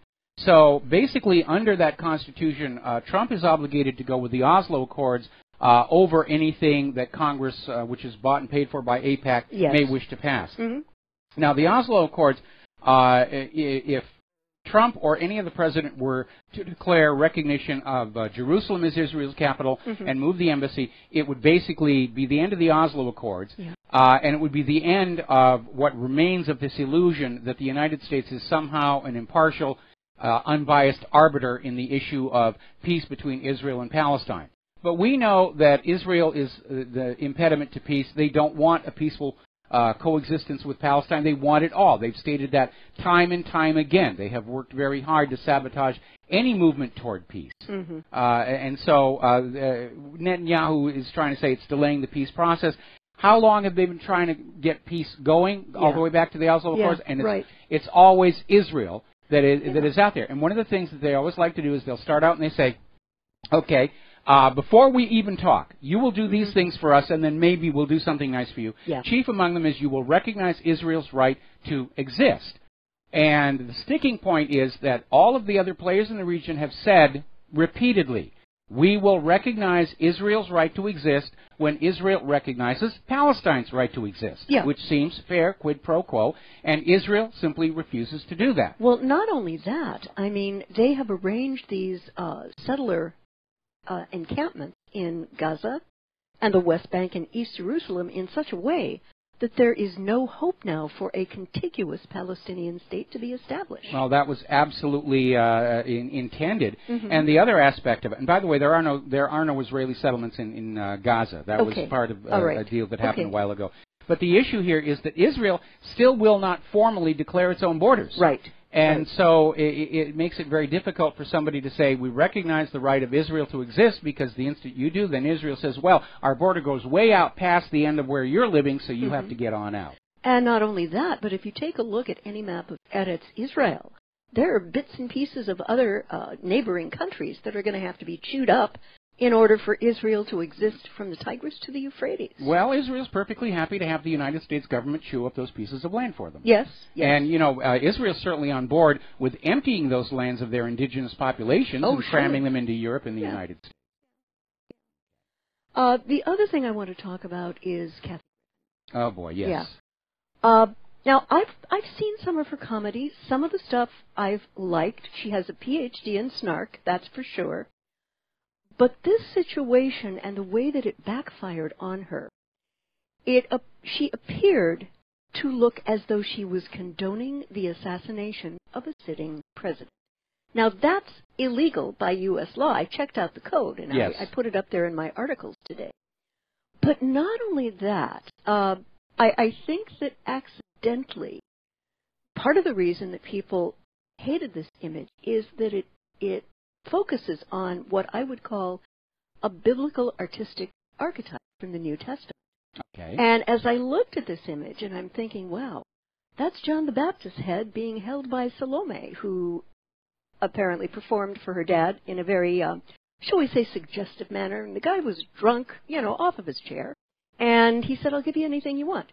And she said, give me the head of John the Baptist, because John the Baptist had criticized the king marrying again the lady who was her mother. Yes. So she wanted this guy off and out. And I think that religious image of the terrible death that John the Baptist experienced, I think there was a resonance, and that's part of the blowback for a lot of people. I'm not sure that a lot of people are really looking at the biblical reference. I think it was just that it was tasteless for her to do. And I think that she's actually done a lot more damage to herself trying to play that she's somehow the victim in all this, that, the Trumps, they're trying to destroy my career and the rest of it. All right, we're going to do a quick little shout-out to our on-air affiliates who are just now rejoining our network. Okay. But Kathy Griffin, again, she shows a remarkable lack of restraint, because even back in 2016, when it looked like Trump could actually win, and comedians were already starting to work up their impressions, and she actually came out and said, I'm going to go direct for Barron. She actually said she's going to go and, make fun of Barron, who's got some kind of an issue. We don't need to get into it. I mean, even the mafia knows you leave the family alone. If you don't like what Trump is doing, you criticize what he's doing. You don't get personal. You don't use smears, and you don't go after the family. And, I think that her publication of this image was yet another way of her going after Barron, because I read an account. I don't know if this is entirely true, but he saw it on TV and thought his father had. Yeah, apparently, and it did trigger an hysterical reaction. Poor baby. I can't, I cannot imagine. I don't get it. I don't get it. Because she had to know that it was going to traumatize the kid, and maybe that's what. Or maybe it just didn't occur to her. But again, going back to this comment in 2016, she thinks Barron Trump is fair game for whatever her humor is going to be. Now, more and more places are starting to de-link from Kathy Griffin. Apparently, the Route 66 casino close to Albuquerque, New Mexico, is canceling her show. They're getting an overwhelming negative response from customers. And that's another reason why Kathy Griffin, in her little press conference today, is missing the point. She's trying to say that Donald Trump is only after her because she's a woman, that he hates women, that he's a misogynist. She's playing the victim card and the woman card. Trump hasn't done anything to Kathy Griffin. But believe me, Claire and I know what it's like when the White House decides they're going to ruin your life. Oh, yeah. Okay. We have a really personal and up-close relationship with what that can be like. And in our case, we thought we were accomplishing something good. We saw evidence of a murder. We tried to do the right thing. Oh, boy. See something, say something. Yep. And didn't realize we were going up against the White House until after the damage had already been done. In the case of Kathy Griffin, there was no point to the picture other than gratuitous shock value. And she knew she was going up against the White House. And it's just common sense. If you're going to take a punch at somebody bigger and stronger than you, you have to be prepared to take a few blows back. And so for her to be out there saying that she's the victim in all of this, none of this would have been happening if she'd showed some common sense, decency, and restraint. And maybe she's just a fading star and she's trying to get her name back in the media, and that's certainly succeeded in doing that, but she's not the way that she wanted. It's costing her all kinds of money. Frankly, I think she ought to give a much more sincere apology both to Donald Trump and to Barron. Yeah. I mean, even Roseanne Barr just came on out and said that if anybody did to her young children, traumatize them the way that Kathy did to Barron, that she, Roseanne Barr, would just slap the heck out of her. And that seems to be the reaction with everybody. It was tasteless. It was over the top. The Secret Service is going to talk to her. Nothing's going to happen because it was just a picture. But, again, Kathy Griffin screwed up. And like liberals everywhere cannot accept responsibility for her own choices. Oh, it's the fault of Donald Trump. It's the fault of the casinos. It's the fault of the media. It's the fault of the conservatives. It's the fault of the and just on and on. And you know, Mike, I want to interject something here. To label this man as a misogynist, if you take a look at his daughters and his wife, these are strong, classy young women. I don't think Melania, for 1 second, is going to take an instance of guff. No, that's very, very clear. She's brilliant, and she speaks 5 languages. You know, I struggle with English and French, but no. Your English is pretty good. Well, sometimes. But, yeah, it's sad. And the 2 things, and she's probably done this already, she needs to do 2 phone calls she needs to make. One is to a crisis management team. And I would suggest that she reaches out to Debbie Wasserman Schultz and the DNC because they've got these guys on speed dial. And the other one is to her accountant and find out just how solvent she is in terms of living standards and if she's going to have to step down a little bit. She may be on retiring as of right now. And again, she did it to herself. There's no evil plan from the White House to ruin Kathy Griffin. In fact, I'm sure Donald Trump understands what an ill-conceived move it would be for him to have any comment about this at all. But getting on back to this idea about screaming that Donald Trump is a misogynist, I mean, that came out of last year's campaign. And there's nothing in his background to suggest it. He's always made a point of hiring the best people for whatever job he needs, regardless of their gender. And take a look at his kids, his daughters, his son, his wife. They're classy, bright people. And that's the kind of people I think he wants to have around them, no matter what their gender is. I agree. That's the kind of people we all want to have around us. But unfortunately, the liberals, which are still trying to play the evil male patriarchy, they absolutely hate Trump's daughter and his wife because they are not only beautiful and sexy, they are accomplished women. And it just puts the lie to this idea that we live in a society where women are just being kept from being successful by the evil male patriarchy. And for those women who have bought into that victimhood thing, like liberals everywhere, they're not going to look at the decisions they made growing on up. They're going to say, oh, I'm not a success because men are evil and men are bad and blah, blah, blah, blah, blah, blah, blah. Yeah, playing the blame game really doesn't help. Well, I'd like to get off of this now, Mike, if I may, and take a look at the fact that President Trump has decided to completely bury the report on torture. That huge report. Yeah, the CIA report on torture. And it amazes me because I think that people need to know, and I think the strictures need to be in place so that this never, ever, ever happens again. Well, see, here's the problem. There are laws against this kind of behavior, both in the U.S. itself, the United Nations, and international law. And I think Trump is faced with a concern that the American people are already aware that the federal government has gone off the reservation, as it were. Certainly they're off the constitutional reservation. And I think Trump's concern is that if the American people find out too much of what this government has really been doing over the last couple of years, a couple of decades, actually, that it might be too much, and the American people might just say, this is not my government anymore. And Trump, of course, does not want to be the last president of the United States of America. And he may have, in the last few months, learned some things about what this government's been doing that are shocking to him. Now, we know from some of the things he said during the campaign that he was aware of certain things that were happening and questions about 9/11 and certainly about the vaccine issue. But but now that he's president and he's being given some of the insider information, he may be shocked. Remember when Papandreou stepped down and the new incoming government had no idea of the economic disaster Greece was in. Right. And it was a surprise when they found out. So we can assume that probably Trump has been briefed on certain aspects of what's going on, and he's been told point blank, if this all comes out, we're looking at an American population that is going to demand war crimes trials of members of the government itself. Yeah, and my thought is torture is so unnecessary, it doesn't produce actionable intelligence. It simply gets the guy or the gal getting tortured to say whatever his interrogators want them to say in order for the torture to stop. Yeah, everybody who's an expert in intelligence understands that. All torture is good for is politically expedient confessions.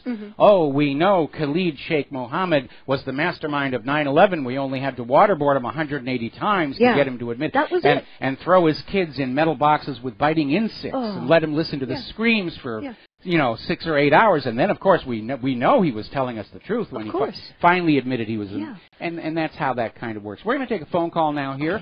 From Tony in Puerto Rico. Aloha, Tony. Welcome to the show. What's on your mind? Yeah. Hi, Mike.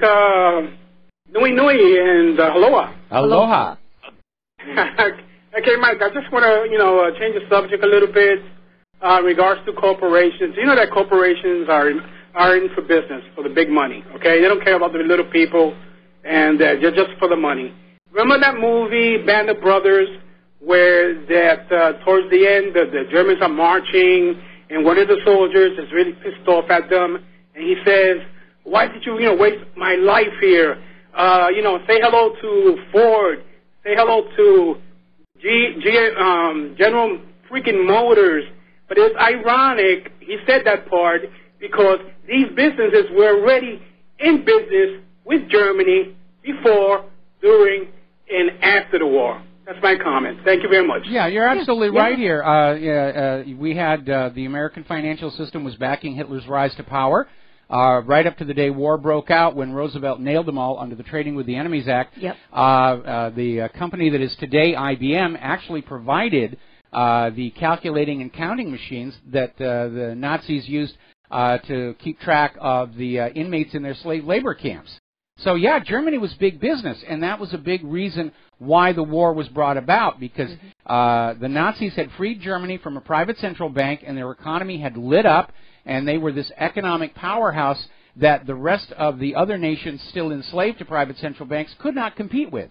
And that was the reason that they had to gin up World War II and bring down Germany and return to the slavery of a private central bank. Yeah, absolutely.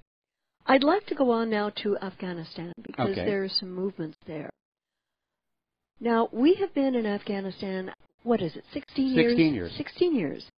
And, my thought on this is every 16-year-old child in this country has never lived at a time when we've actually been at all. Well, actually, when you look at all the other wars that have been going on before Afghanistan, I would be hard-pressed to name a year when the United States has been totally at peace and not killing somebody somewhere on the planet for their resources or control of their economy. Right. Apparently, SecDef Mattis and the White House advisors have been urging Trump to add another 3,000 to 5,000 U.S. troops as advisors. Ooh, the advisors again. The advisors again, yeah. Ooh, shades of Vietnam. I read this and I'm thinking there is absolutely no military metric whatsoever that you can claim victory from in Afghanistan, unless you consider victory, like the alphabet soup agencies, the massive growth in the opium pot. And that oil pipeline. Let's not forget the oil pipeline here. That's all they really cared about here. And it's, Afghanistan is not named the graveyard of empires for no good reason. I mean, Britain tried it at a tremendous cost of blood and money. Russia tried it at enormous cost of blood and money. Putin's got to be laughing at the U.S. for getting stuck in that same quagmire. Yeah. I mean, the last military commander who actually conquered and was able to hang on to Afghanistan was Alexander the Great, and he only kept it for 3 years. Yeah. And my solution would be, at this point, we can't win it militarily. What I wish that the American and NATO commanders would do is withdraw all troops as safely as humanly possible, then negotiate with whatever government is left standing in Kabul for the oil and the mineral rights and whatever. The problem is the government in Kabul is not in control of the entire country. Yeah. That is really the issue. We're hearing calls in our Congress saying it's time to bring this to an end. Yeah. And, of course, it will be chalked up as not quite a victory. And that's another indicator that America's invincible military isn't as invincible as the TV commercials would tell you. All right, we're going to take a quick break for commercials. We'll be right back. And aloha, America. Welcome back to our show here. And, Claire, what is next on your list of things to yell and scream and cry about? Well, I normally don't yell and scream and cry. I just get a little bit annoyed. Apparently, Russia is preparing a response to North Korea-related U.S. sanctions on Russian companies. And Moscow is considering what the heck they are going to do. And there was a gentleman, Foreign Minister Sergei Rabkov, and he told Sputnik News that Moscow wants it to be appropriate, but doesn't want to bring bilateral relations to an impasse. The Treasury sanctioned Russian, Chinese, and North Korean nationals in connection with Pyongyang's ballistic and nuclear programs. The individuals sanctioned were Igor Alexandrovich Pichurchin of Russia, Ri Song-hyuk from China, and Kim Soo-kwan from North Korea. And apparently, as a result of these sanctions, all of Maturin and the company's assets subject to U.S. jurisdiction are frozen, and U.S. companies are, prohibited from doing business. Now, the one thing I want to ask, how does the U.S. Treasury actually prove that these people were colluding with North Korea and enabling its weapons program? Proof? We don't need no proof. We're the United States of America, by golly. Yeah.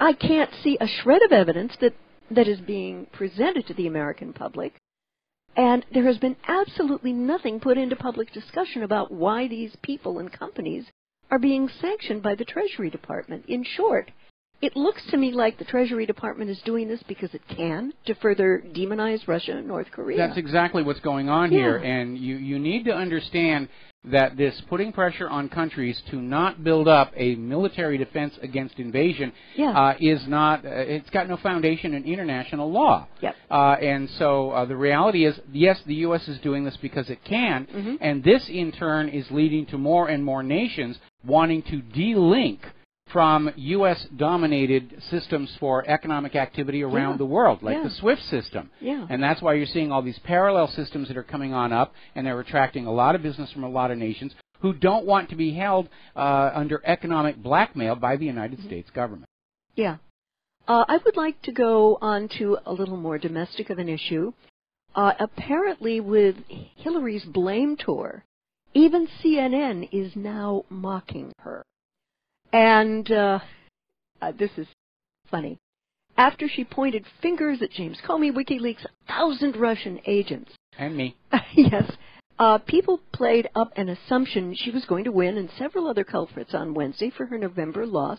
It all proved to be too much for CNN.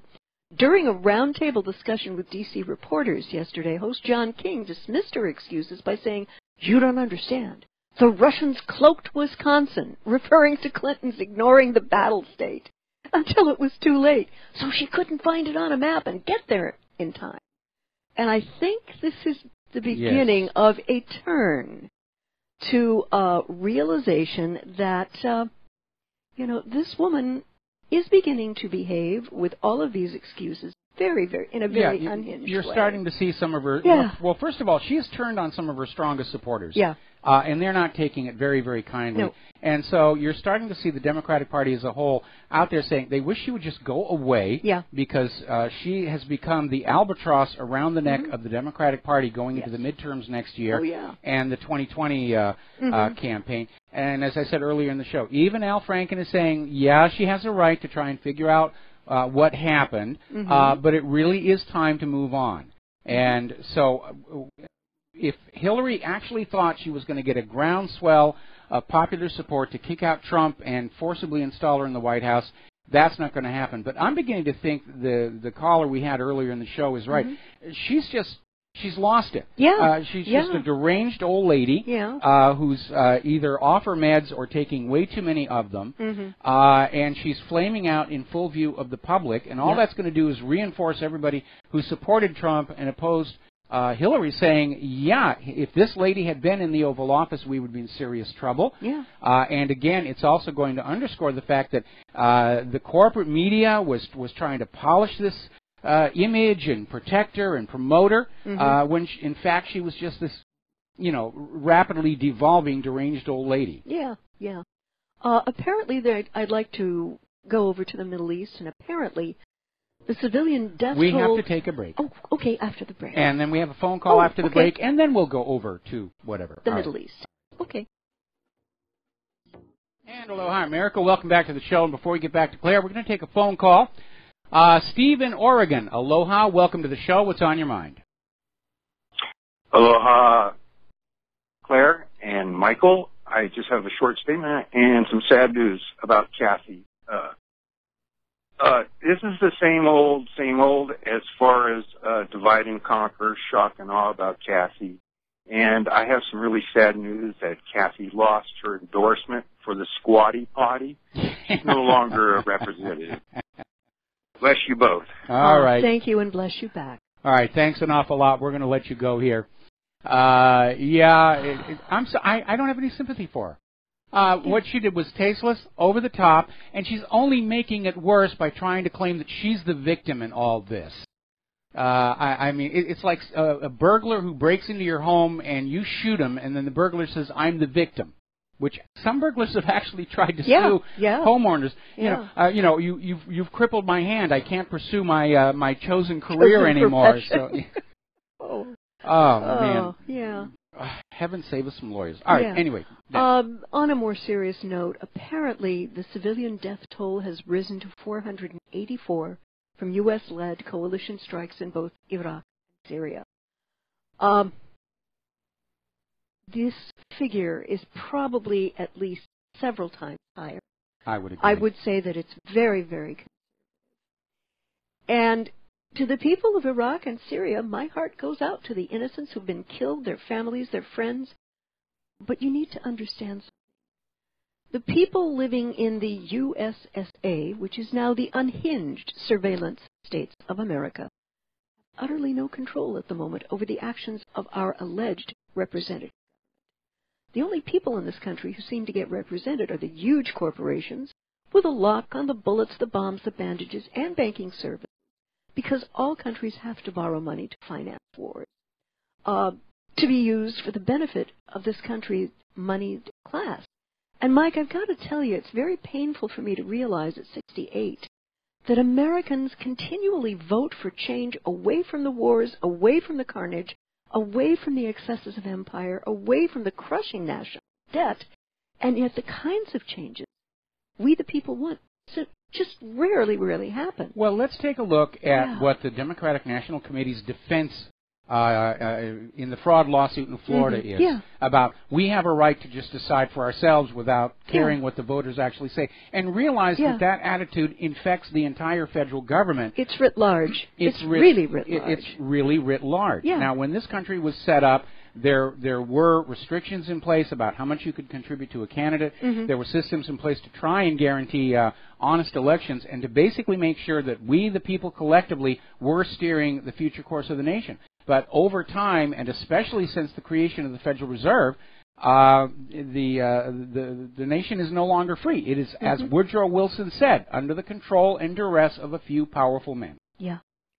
The war in Iraq continues to be about the control of the production of its oil, to whom it's sold, and ensuring that the oil is only sold in U.S. dollars. The war in Syria is being engineered to create regime change in Damascus, because it will be far easier to regime change Tel Aviv, Tehran, and that's one of Israel and Saudi Arabia's geopolitical dreams of accomplishment, with al-Assad gone. But, Mike, I have to ask a question here, and I'd like your response. Just how far will Russia, which is aligned with the al-Assad presidency, go to allow the U.S. jihadists as well as U.S. troops on the ground before they lay down their proverbial line in the sand here. Well, I think they've actually laid it down. They're not declaring it because that would be provocative. But Putin has definitely set up a very, shall we say, a soft deterrent in Syria. The harder the U.S. pushes, the more Russia pushes back. But without giving the U.S. propagandists a single focal point where they can say, oh, bad Russia, bad Russia. We were reporting earlier where the U.S. is again screaming that Putin is protecting that evil Bashar al-Assad, and Putin is saying, no, we're trying to prevent Syria from turning into another Libya. And so I think the line is actually there. Qatar is now the wild card. They're pulling away from Saudi Arabia. They're pivoting towards Iran. And it's a case of brinksmanship. Unfortunately, our government has gone too far down this road on this war plan that Wesley Clark blew the lid off of. I think it was back in 2005. They can't turn around and go back. The private central bankers are continuing to prop up the U.S. government on this expectation that World War III is going to come, that the U.S. stands a good chance of winning it, and the bankers are just going to make huge amounts of money off the interest of all these war loans. And it's all just ink and paper and numbers in a computer. It's not like these bankers are actually loaning anything of any value. It's just imaginary numbers. It's make-believe fairy dust money. But it's if you believe in it, if you believe in what the private central banks are telling you to believe, you are their debt slaves. And that's what private central banking is really all about, a return to debt slavery, feudalism, serfdom, whatever you want to call it. And the bankers, they love wars. Wars are the bankers' richest harvest of debt. With this new troop surge in Syria that Trump has just signed off on, I don't know what the Vegas odds are of how soon Russian and American troops will actually be in conflict. But I don't think it's going to be very long at all. No, I think it's going to be imminent here. We're going to go ahead and take a phone call. Mike in Maryland, aloha. Welcome to the show. What's on your mind? Hey, thanks for taking the call. Great show, and it's always great to hear from your lovely wife, Claire. And I just want to mention something you're probably aware of, because I can't get anything on you, is the fact that what you make of the White House insiders, like McMaster and two others, going to the Bilderberg meeting. I mean, what does it say about the Trump administration? Well, it tells us that the Trump administration has people inside of it who are probably playing the other side of the game. And we know that that was one of Trump's biggest mistakes on taking the White House, was he tried to be magnanimous in victory, and he held over a lot of Obama people, thinking that because he is now signing their paycheck that they would be loyal to him. That's how it works mostly in the business world. It's certainly not the way D.C. politics works. And we know that these Trump administration officials who are going to the Bilderberg, they're definitely not online with Trump's agendas. Again, we know that a big part of the Bilderberg discussion is how to get Donald Trump back in line with the globalist agenda, as well as how to find a way to shut down the independent media. Well, can't Trump say, hey, you guys can't go? Can he stop them from going? And doesn't it violate the Logan Act as well? It doesn't violate the Logan Act to simply go to another country and talk about potential policy. It violates the Logan Act if somebody goes on out and carries out foreign policy outside the State Department and the White House.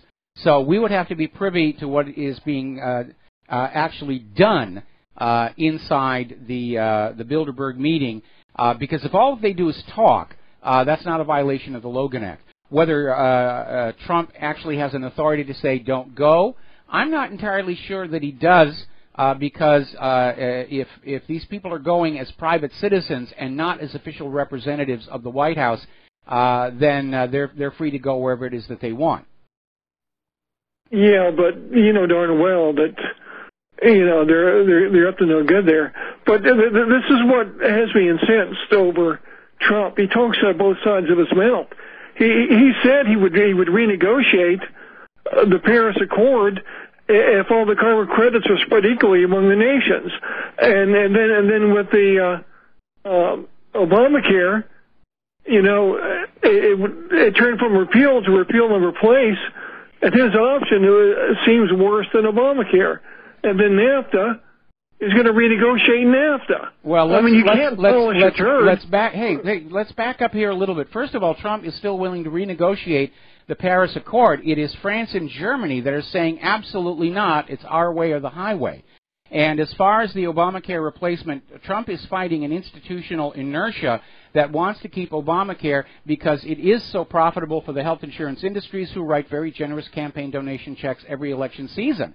So the members of Congress who are charged with crafting a replacement bill, they basically want to re-implement the same thing under Obamacare to enrich the health insurance companies.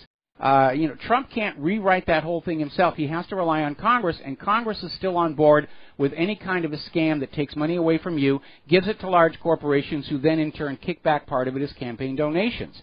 It's a much bigger swamp than Trump, I think, was prepared to deal with. So, again, I don't agree with everything that Trump has done. He is doing some things that he did promise to do. Pulling out of the Paris Accord, that was a good thing. He's certainly having an impact on the illegal immigration coming across the border. Anyway, Mike, thanks an awful lot. We're going to let you go. We're running out of time, and Claire's got a couple more stories here to deal with. And what is your next one?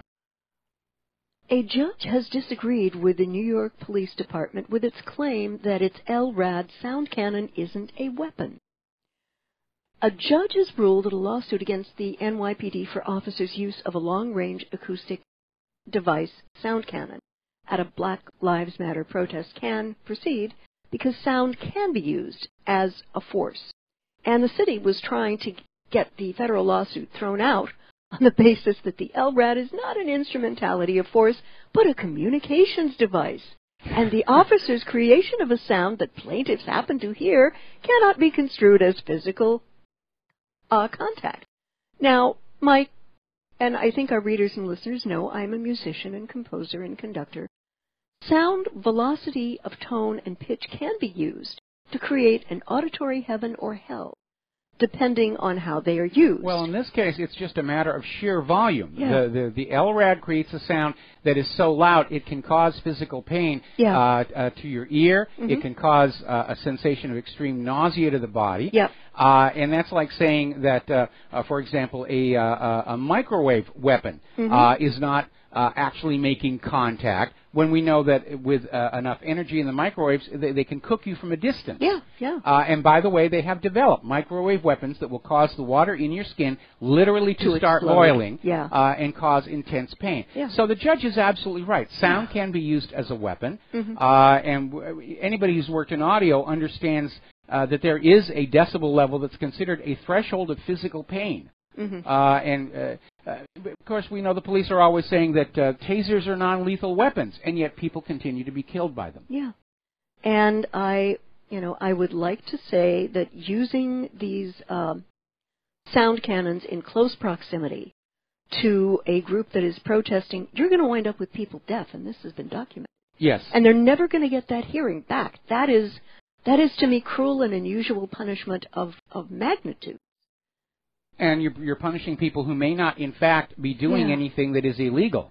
Now, I know that a lot of the people who were planted in the Black Lives Matter protests were agent provocateurs committing violence, but when you unleash something like an LRAD, you are inflicting pain and punishment on people who are not actually guilty of any crime. They're out there availing themselves of their First Amendment right to gather peaceably and petition the government for redress of grievances, and basically an LRAD or the microwave skin thing, it's basically flogging the masses with all the modern improvements. Yeah, definitely.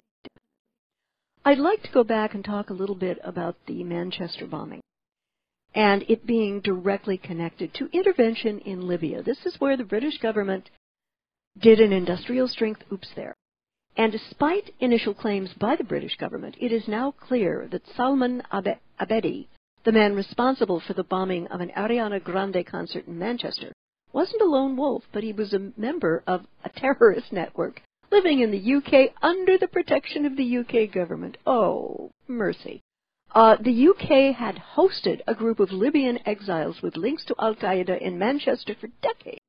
They were part of the Libyan Islamic fighting group opposed to the Gaddafi government. And this Libyan Islamic fighting group was funded by the government of Great Britain. Yeah, I mean... I think this guy was used as a patsy. I think so, and it outrages me that this was allowed to happen. But I'm not really surprised at these revelations, and you have to think, Mike, cui bono? Who benefits from this carnage? It's not the Libyan or the British people. But I would tend to suggest that certain elements of the British deep state, they've got one of theirs just like we have one of ours, have actually won on specific agendas they wanted to enforce.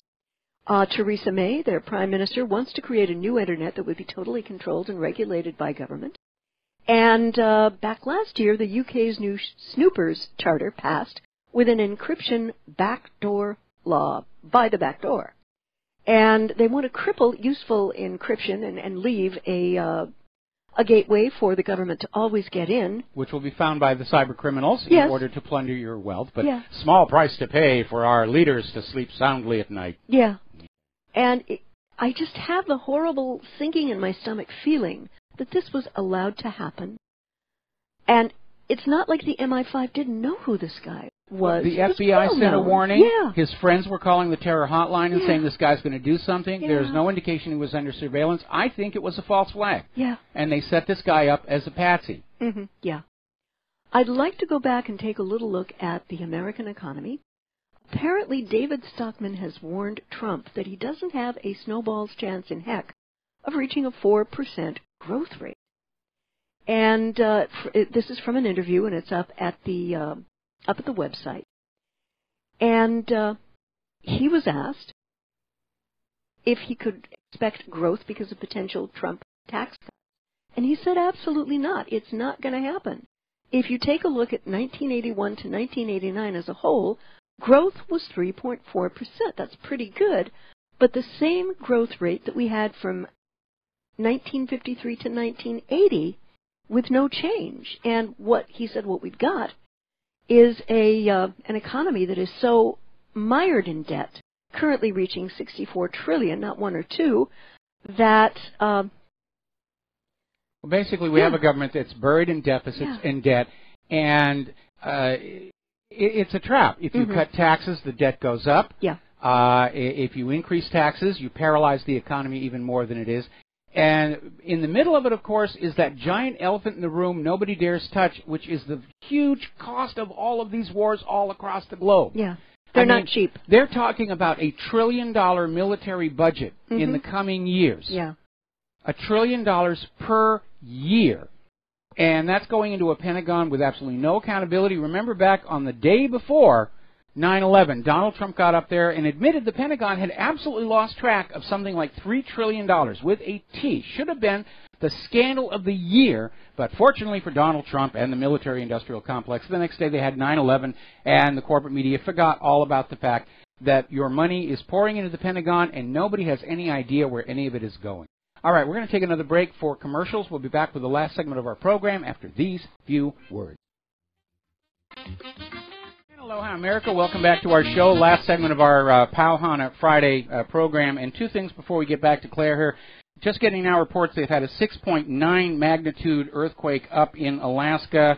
And we're still waiting to see if we're going to have a tsunami warning down here in Hawaii. Also, I'm looking at the corporate media. They're still going on and on about Kathy Griffin. Oh, the Trumps are trying to ruin me. I'm the victim. Feel sorry for me. Kathy, shut the heck up. Amen, dear. Amen. A couple of economic pieces that I think our readers and listeners need to know about. First, Spain's sixth largest bank crashes most in 28 years on liquidation period. Now, a lot of focus has been put on the very unstable financial situation in Italy as the next possible source of European financial contagion. However, Spain's sixth largest bank has found itself in free fall over the last couple of days, as concerns grow that the bank may be liquidated unless a last-minute buyer or source of capital emerges. In addition to the shares of Banco Popular crashing as much as 27%, that's intense. That's a big The biggest intraday drop since 1989, its perpetual bonds have likewise been in free fall mode for investors. And they're liquidating securities which they do not want holding going into the weekend, and apparently that's... Okay, that signals an imminent collapse. Yeah. Here. Also, full-time jobs in the U.S. have tumbled by 367,000, the biggest drop in 3 years. And while on the surface, the payrolls report wage growth and the unemployment rate, which has dropped for all the wrong reasons, were disappointing, a quick look inside the underlying data reveals even more troubling trends, such as that in addition to the number of employed workers dropping by 233,000 according to the household survey, the composition of those jobs raised even more red flags because in May, the U.S. lost 367,000 full-time jobs, offset by the gain of 133,000 part-time jobs. This is not good, guys. This is officially horrible.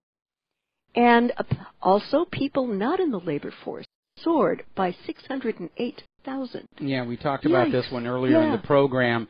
They're just recategorizing people to try and keep the official unemployment number down. But, you know, we're now looking at almost 95 million Americans willing and able to work who have not been able to find jobs for months, if not years. Yeah. You cannot look at that number and tell me that we are not in a serious economic crisis right now. Yeah. And especially when you take, as I said earlier, you take out the retirees and children who are too young to work, and you're talking about well over a third, closing in on a half of the American workers not able to find a job, while refugees and illegal immigrants pour on into our country, adding even more mouths to feed on our strained social services. Yeah. Somebody has got to look up from their own immediate political agenda and start looking at the overview of the country as a whole, and that, of course, is Donald Trump's job as president, to maintain the overview and the long view of what is best for the nation as a whole for, again, long time scales. And I'm hoping he's going to be able to develop the spine and stand up and actually do that, because that is the job of the president. Is arbitrating between all these differing agendas and greed and corruption, and charting a course that is going to work for the maximum number of American people and American interests, and just balance and fairness. All right, there's the music. It's time for us to get on out of here. We'll be back Monday here on the Republic Broadcasting Network. And a final reminder, the most important thing that all of you can do right now is to take what you are learning here and at the website and share it with everyone that you know. Now is the time to speak on out and say, there is a problem with this country. It has gone horribly, horribly wrong. What are we going to do about it? We'll be back on Monday. Aloha, America.